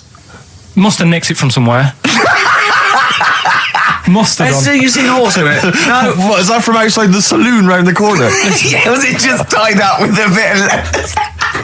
Right? Oh, that's great. Big Jake, I'm looking for it. I'd been out. Oh. No, sorry, let me get this. This was before the lynching stopped or after. Where did he get a horse from? What do you mean he must have nicked it? His mum said, where'd you get that from? I bought it. All right then, but keep it out of the kitchen. I don't want you going Catlin rustling. Where did he get a horse from, Carl? And how long did he have it for? Was he leading it or riding it? Mum, open the door, I can't stop. I can't stop it. Open the patio door as well. Looks like we got us a runaway. What do you mean? I don't know, but the thing is, they couldn't afford to buy one because they're not cheap. So I'm just guessing. Maybe that's wrong of me. But I think... He had a horse? Yeah, right. So that's why the family didn't have any money. They'd spend it on the horse. No, I don't think, that's what I'm saying. I don't think they would have bought it. So anyway... Yeah, it's wise to whisper, Carl, in case they're listening. Yeah. And they could be in the room next door. It's not buying it, it's keeping it as well. Oh. So I was like in the car with my dad coming into the avenue, and you used to have to drive down it to turn round. And, and sort of go back to our house. You had the traditional method of transport. Yeah. And the horse was in the lounge. Reading a paper. Just like walking around. Oh God! What? And when I was doing, I tried to earn myself some money once by flogging little flowers in plastic cups. What? This is genius. It just keeps coming. What do you mean you're trying to flog little flowers? What do you mean? Wait. Let's play a record. Let's play a record and come back to this. This story's going to just unravel and unravel. It's going to go on for hours. Let's play a track, deeper Carl. and deeper. It's like an onion, isn't it? We've created a whole world here where there's a man living with a horse. Just walking around the lounge. I come from the West Country. I've never heard anything like that. I just think of a big sort of like orange carpet and a rediffusion telly and this horse going, I'm fed up in here. Exactly. This is really... I am not taking the rubbish out again. Yeah. Right, play a record. Let's have Velvet Underground. We've got that lined up. Oh, yeah, the classic from the first album. I'm waiting for the man. Let's come back to the horse in a second. Little flowers in pots. What do you mean? Probably you're thinking, Rick, isn't it time that we do our usual roundup of what's been happening in the news? Yeah. Which we always do every week. Yeah. We always do something, which is, I mean, basically, if you're listening and you're a new listener, say you work at a newspaper, we always try to be informative, just try and put stuff out there that just educates people, informs people. What are you thinking? Well, I said Monkey News is coming up, but what have you got? No, I was just looking on the net there and just found a couple of quite important news stories, probably worth mentioning. Policeman caught photographing. I don't know why it makes me laugh. It's just the phrasing, I suppose. It's the headline. Policeman caught photographing up woman's skirt. No, he wasn't up there taking a picture of Big Ben. He wasn't going, can I just sit up here? I'm just going to take a picture of that seagull over there. No. He was facing the camera up a woman's skirt. He was indeed. Right. A policeman in Japan is facing disciplinary measures after he was caught photographing up a woman's skirt with a hidden camera while on duty. The 42-year-old sergeant, who's not been named, used a digital camera to secretly snap the shots when the woman was reporting a stolen bicycle. So he was actually doing his proper job.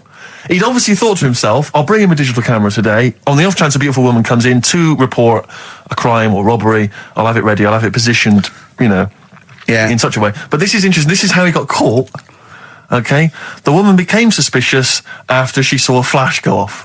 Brilliant. I mean, this not so secret at all. Sorry, did I just see your shoe? Your shoe just seemed to just bring into life. There was light. There was light. Yeah, I think I've had someone set fire to some magnesium that was on the end of it. It won't happen again. Well, it's only you and I in here, and your shoe was suddenly lit. Why are you standing like that? Why is your shoe just sort of like between my feet? There's no reason. This is how I always stand. What did the bike look like? Flash? So, are you taking pictures of my family? No. And no, I'm not. And you should be wearing knickers anyway. Well, how do you know that? What? How did you know I'm not? How did I know what? I'm not wearing any... I didn't know you. I don't know what you've got up there. Well, I don't know what it looks like, and there's no way I could. Of course, it would be roughly that conversation in Japanese. I know, yeah. All right, XFM 104.9, Ricky Gervais, Steve Merchant, Karl Pilkington, not here. It's the best of. You've been voting in all week, sending your emails, so here's the clips that you wanted. So then I was thinking, imagine like going to the doctors and he's saying, yeah, everything's all right, your heart's good and everything, but... Your heart's good? What, your Larry's or...? Yeah, your heart, you're in good form and whatever. Sure. Yeah, it's good news. I had Giano in earlier. He's not looking good. Yeah. I had Fat Swaller. But you're all right, but your hands need to come off. Right. Blimey. That's bad. Like, I get a second opinion initially. But I better good news, I've got a nice pair of feet I can sort you out with. Yeah. And he puts them on, and then I was thinking, right, first of all, washing up, what would that be like? Thought, Steve! That'd be tricky. Yeah. And then the second thing was, it'd probably ruin the sort of the shape of your jumper. Because you have to keep putting the feet through there. Yeah. And then I thought, but I could still cycle in. Okay. To work. You could run in. Well, that's the thing. You'd be really fast. Well, that's what I was thinking. I thought I could still cycle because I could balance, and then I thought, but the only thing is I probably couldn't pull the brakes. Because of the little short things. Yeah. And then, like you, I thought, but then again, you'd run in half the time. So that's what was going on in last night. Right. That's what I was thinking about. Sure. Did you? How long did this take? Well, how long does it take to wash up? Right, because I imagine you just being there for like all night. Probably 25 minutes. How long did the little Chinese fella dance for in his pants? He's always doing it. Last night he was at it for like 10 minutes. Yeah. And his girlfriend never sits in the same room as him. She's always sat in the bedroom. She's going, you dance in pants again, I go in next door. Well, she was in the bedroom. She's always in the bedroom, sat on the floor, on the mobile phone. Right. All the time, yeah. It's weird how people's lives are just like, it is like that Groundhog Day thing. It's like, he's jumping about in his underpants. The old woman's sat there reading a book. Yeah. And that's what got me thinking about my life. Do you think she ever Are you sure she's not dead? Every time you look down there, she's just flicking through she's just reading this book. The pages never turn. She never seems to finish it. She never moves from her chair. Are you sure the Chinese Her girl's cats going? are dead around her. I'm going into next door again. That little round-headed fella's looking in. He's looking in at me. The bouncer goes, "Don't worry, love. I'll go and beat him up." And he's always getting ready. That's true. They see you staring at him, watching him, going, "I could have feet here," and they get scared. The old woman's dead. Oh, Carl, can you tell us roughly which neighbourhood you live in, so that we know? It's central. Central, is it? Yeah. Wow, imagine if that little... Was he a Chinese fella, did you say? Yeah. Imagine if he was listening now. I'd love him to call in and explain his actions. Well, he might be on some other radio station talking about a lad who's always washing up and looking at his hands in a mysterious way. But do we have this doctor that would go, "Well, all right, Carl, you can either leave them as stumps or I've got a lovely little pair of feet." Why? I told Jane this, and Jane went, "Is that the only choice?" He could say, "Can I have some dead man's hands?" Have you got any? Where do you get the feet from? Where do you get the feet from? Can I have? What would you rather have then? Human feet or monkey paws? Well, I mean, that wasn't an option last night. If the doctors said... No, it wasn't an option last night, but don't forget, it's in your head, Carl. This didn't happen. I'm just saying, at the time, that's all the doctor had to offer. But it's your head, you can go anywhere. No, it wasn't a real doctor to offer. It's in your head, you can go anywhere. You're not trapped. Yeah, but if you can do anything, then you'd say, "We'll sort us out some other hands." Fair point, let's play record. We gotta come back to this. Okay, it's not his fault. Let me have It's Not His Fault. You gotta save this. This has got to teach me something. It'll be an interesting story. Right, it's not his fault. This fella... what year? Ages ago? Olden times? I'd say in the 70s. Okay. Would you? Any evidence for that? And, does he wear flares in the story? Right, Is that your reason? No, it's a bit like Yuri Geller, this fella, right? Where he's electric. He's electric. And, if he walks past the telly would fizz. If he walked past the radio, it all goes like that. Ooh. His hair stuck up all the time. And he'd be having a bath and everything would be all right, and then the power would sort of switch on in his body, and the electric in his body made him jump out of the bath. So... What do you mean, so? What is that, so? What does that so mean? You've given us nothing. You've given us nothing. You'd have to at least give us the scientific explanation. Yeah. Electric eels have 400 volts in them. Oh, is this the running away again? What was that one called? Yeah, but It's not his vault. But there's a reason that not his fault. It's not his fault. I thought it was going to be something about keeping it safe. I think we should do these the other way round. I think you should tell us the story and then we'll hear the pun. It's not his fault. It's not his fault. Right, let's leave it. Play a tune.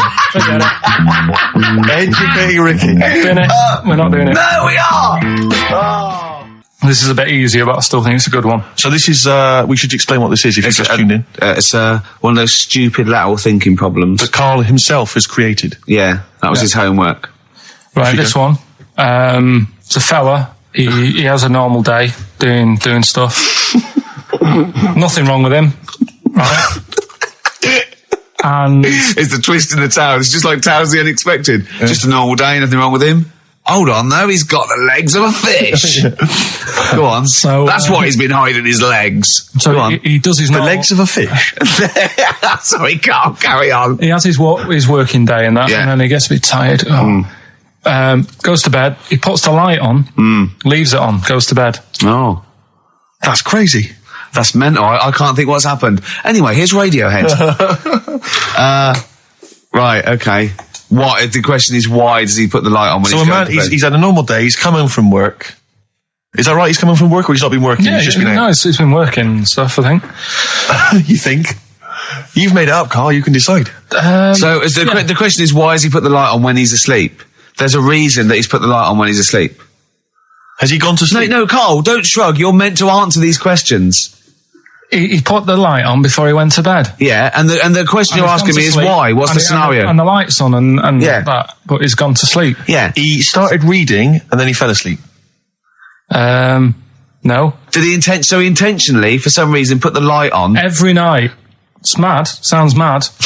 That's Carl, doesn't it? Every night he does it. Yeah. He puts the light on.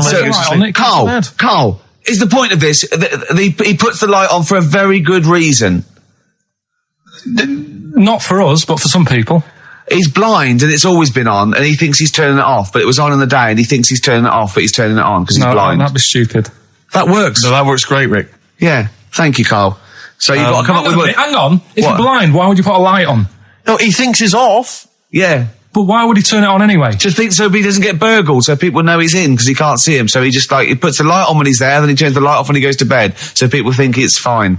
But he's got it out of kilter, and actually he's walking around in the dark all day. I don't believe that if you're blind, you turn your light on. I don't think you'd be living on your own, would you? I'm not having that for a second. Do blind people live on their own? I'm not having that for a second. Well, some people do. Lonely blind people live on their own. No, if you got bad eyes. Any even women? Are there any blind women who are living on their own? No, I mean, if you know of some blind women. 08700 800 1234. We've gone through this. If you are a blind woman with no standards and you don't care annoying voices and smell, then get in touch with you.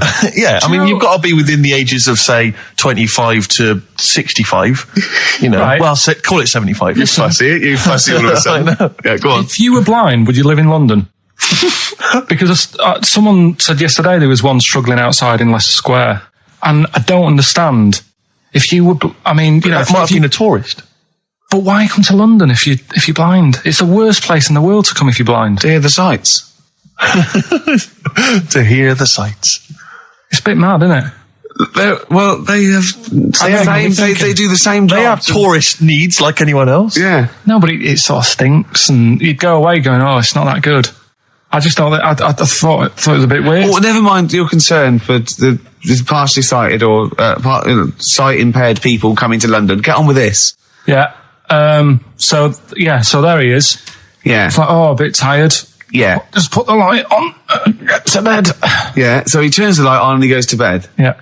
Oh. Should we play a track? He's not sleeping on the job. He's a lighthouse keeper. Well done. Is he a lighthouse That's keeper? not it, Carl. He's a lighthouse keeper. Right, why wasn't the light on all the time? Because it's light in the day. You idiot. Play a record. What? Play a record. You're a buffoon. No, actually, the light isn't on in the day, is it? No, it's not. I think you're the buffoon. Oh, yeah. Carl has won!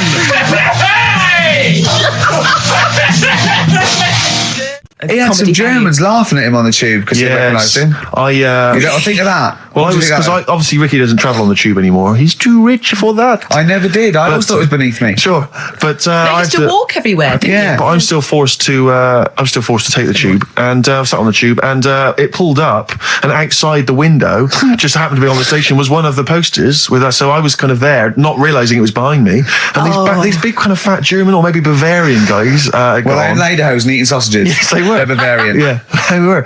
And I noticed one of them kind of looked at me, then looked at the poster, then looked at me, just happened to say it, and wittered something to his friend in German. You know, I don't want to try and do an impression. That's freaking goggle-eye. Oh, wow. I think that... No. But I know what you're thinking it means. It doesn't mean that. Right, okay. It means... What's a rough translation? Elegant boy. Right, okay, yeah. And so anyway, That's freaking goggle-eye. He pointed out the poster and his That's mate... lanky piss and streak.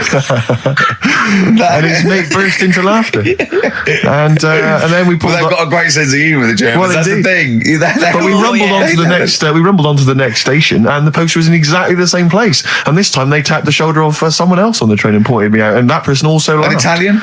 There was a French. Was there a bloke with a beret and a little moustache on the other side? Yeah. Was it United? Did you get on the United Nations Express? Imagine that. Yeah, it was fake. See the freak. Look at his freaky goggle eye. Right, whereas I love the fact that before you were at least pretending to be speaking German. Now this is an Italian with an accent. It's just a guy speaking perfectly good English. Same. You've not even disguised the insult there. Oh dear. That'd be lovely. Try and insult me in other cod languages. You could bring Europe together if they just instead of Esperanto, that there was just one common language. The language of freaky goggle eye. I'll tell you what would bring the Europe together is you maybe representing England on the Eurovision Song Contest. That would be great. With a self-penned tune. Should I do that? That would be magnificent. It's got to be worth thinking about. Just about everyone being the same. Yeah, just about people being equal. Everyone, not and also mentioning the euro. yeah. Just doing that. I like all different cheeses. Oh, je t'aime la musique pop. Yeah. La baby belle. Et le cheddar. I'm not a fluent French. Le grand fromage. Yeah. Oh, it'd be lovely, wouldn't it? And they'll all be there, all in their different. Well, every line could be maybe in a different language. Yeah, and what would I wear? I'd wear sort of like a kilt. You'd wear a kilt, but you'd also have on your head one of those kind of big, what are they called? Those big furry hats that beefeaters or whatever wear. Or one of them. Is it kind of a busby or something? A busby? Yeah. Wear one of those, or maybe a kind of policeman's helmet, That'd be Bobby's good. helmet with the kilt. Yeah, you'd have the clogs. I'd wear the policeman's helmet under the kilt, so they just thought I was really enjoying the show. Yeah. Good idea. Hey? Excellent. I think we talked for about 3 minutes without having to mention some kind of genitalia. We should celebrate by playing one of my tunes of the year. Really? What one is it? U2 Electrical Storm. I know you're a big fan. I know you're a big choice. Well done. Cheers. Darkness growing on me. Love that. Love the darkness. This is the Best Of Show on XFM 104.9. I'm Ricky Gervais, with me Stephen Merchant. Yes. I hope you're enjoying the Best Of. I remember, I think all kids go through a phase of shoplifting. Well. And when I was going through it, I used to just little things, just like magic markers and magazines, Mars bars, that sort of thing. Yeah. And one day, right, my mate, Anthony, his mum called up my mum and said, I've got to meet up with you. I've got to have a word with you. And she said, what about? She said, I don't want to talk about it over the phone. So she goes, oh, right. Well, yeah, come round tonight then. So anyway, my mum sees me. She don't want to be in an awkward position and like be a bit embarrassed and what have you. So she sees me and she goes, right, Anthony's mum's coming round. What have you been doing? Yeah. So I go, oh God. I said, I've been nicking stuff. So she goes, like what? So not big stuff. I've had a few calculators and Mars bars and stuff. How many? I'll just work it out. Hold on. Works out at 7.2 per day. So how many calculators do you need? So it was when that phase. You failed maths. Everyone wanted a calculator. It was like a trendy thing, wasn't it? Right. Oh yeah. In Manchester a couple of years ago. Yeah. So anyway, so I told her all this and I confessed to computers will make it there one day. I confessed to there's magic in the back of battery. Go on. Confessed to nicking all this stuff. She comes round. She only wanted to borrow some money. Brilliant. She said, oh, I don't like asking. I was a bit embarrassed to ask you over the phone, but can I borrow 20 quid? Oh, that's fantastic. And there's me. That's great. And it's similar sort of thing to yours. And did you? And he went, hold on, I'm going to work out the interest on that. I bank 10%. She'll owe you £4.40. So your mum was a loan shark. yeah. And did she mention? She went, I just with that other. Because what I'm saying is, presumably you got your mate in trouble. No. Right, you didn't. That's great. Anyway, should we have some more music? Because we've been waiting for hours. What are you going to play, Carl? We've got the Cooper Temple Claws. Oh, brilliant. And then the other thing is the one that I was reading, the world record with the fellow who's pulling a train with his teeth. Does that make any difference that he's done it with his teeth? What do you mean? Well, what difference does it make? Well, isn't it? It's quite hard to pull a train with your teeth, I imagine. Well, it's pretty hard to pull a train. All I'm saying is it because he couldn't beat the fella who's pulling it with his hands? Well, this is my point. I think there was one bloke with a record for the running backwards 100 metres was sort of like 11 and a half seconds. And I was thinking, turn around, you'd probably have a really good go at that. Do you know what I mean? Yeah. It's sort of like doing a marathon with a milk bottle on your head. Take the milk bottle off and see how fast you can go, you twat. But you can just tweak it, like the fella who has done the pegs on the face, right? Yeah. His name's Gary Stretch Turner, right? Right. So you're sort of cheating already if he's got a stretchy head, right? But you are right.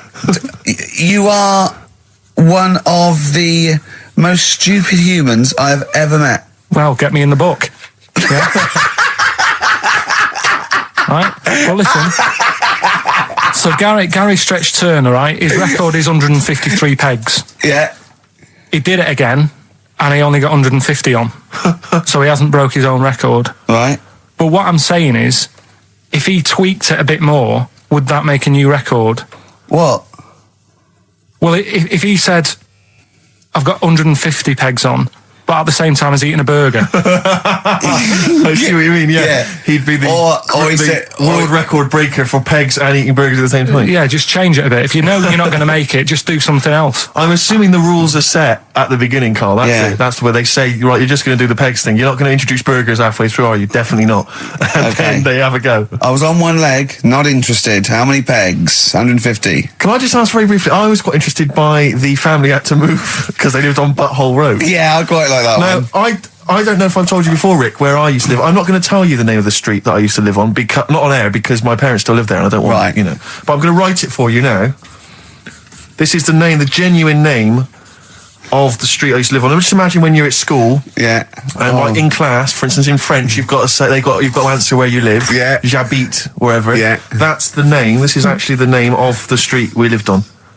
No, it's not. I swear to God. That is... Absolute right. I could phone my father now and he could confirm that for you. I swear because he doesn't want to God. And I'll tell you that... But listen, do you know what worries me? It's the apostrophe S. I know. Because that's blatant. Yes. Amazing, isn't it? That is incredible. But imagine how embarrassing that was. So if I look that up in the Bristol... You'll find that in the Bristol A to Z. I swear to God. That is really... Why have you never told me that before? I can't believe I haven't.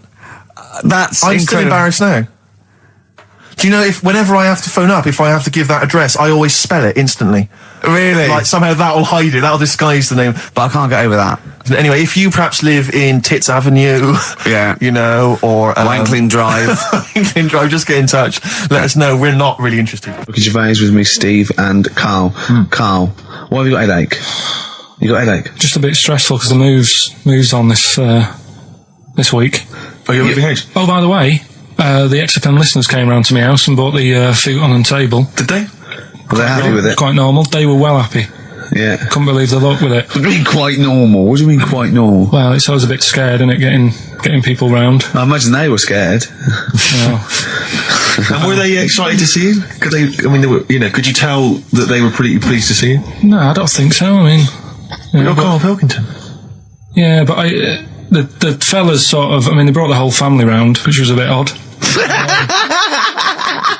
Well, it's not often they get the chance to visit a living creek.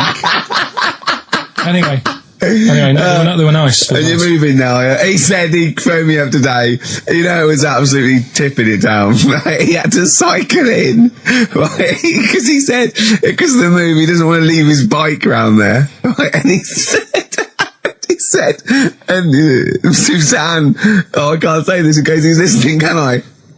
He won't know. He said Suzanne's hired the oldest removal man in London. You should hear him. And the thing is, right, we booked him because everyone else happened to be booked out, but this fella's free, right? So he called up this morning. I've never spoke to him, but he was on the phone. He sounded about 90. Yeah. Can't think that he's going to have to do all the work. And the thing is, right, it seems to be cheap. He wanted some Werther originals. Listen, he seemed to be cheap because it's £50 an hour. But how long is it going to take him? Yeah. Oh, that's genius. When's the move on then? When's the... he's coming round. He came round today to bring some empty boxes, and he was struggling with them.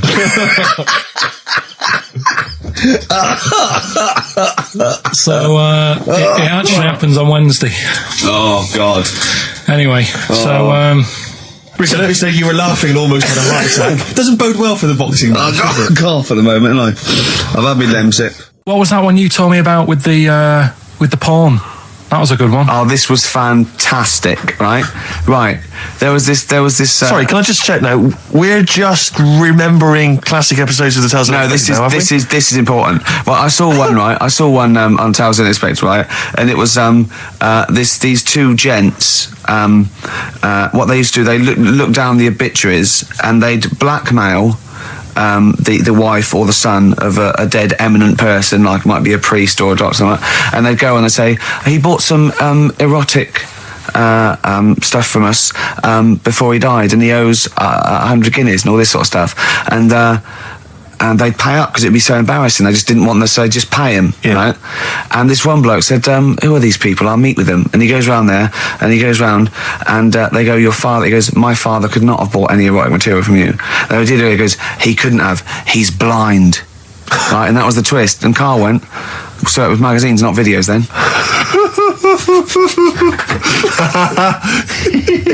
Yeah. Now think about it, Steve. Is that so stupid? Well, presumably it was set in olden times because people, professional pornographers don't tend to call it, erotic material. Yeah. They tend to call it, juicy jugs or whatever. But more than that, I don't understand how a video is going to be any use to a blind person either. I know that you can hear the sound, Carl. Look at him nodding like he's caught me out. Yeah, what sound will you hear? Your meter needs looking at? Yes. Cut. What's then? What's that? Then it's just noises, occasional groans. Yeah. Right. You could listen through the wall at your neighbours. He does. I mean, that's why I save a lot of money. But I thought you were going to point out, Carl, that they could have had a Braille porno. Now, have you thought of that? Look, feel the lumps on that. Exactly. Think about it, Carl. Think about it. You're excited now. Yeah. Your girlfriend's away, Carl. Yeah, the cheese grate has only entered the cupboard. No, she's a good-looking lady. Oh.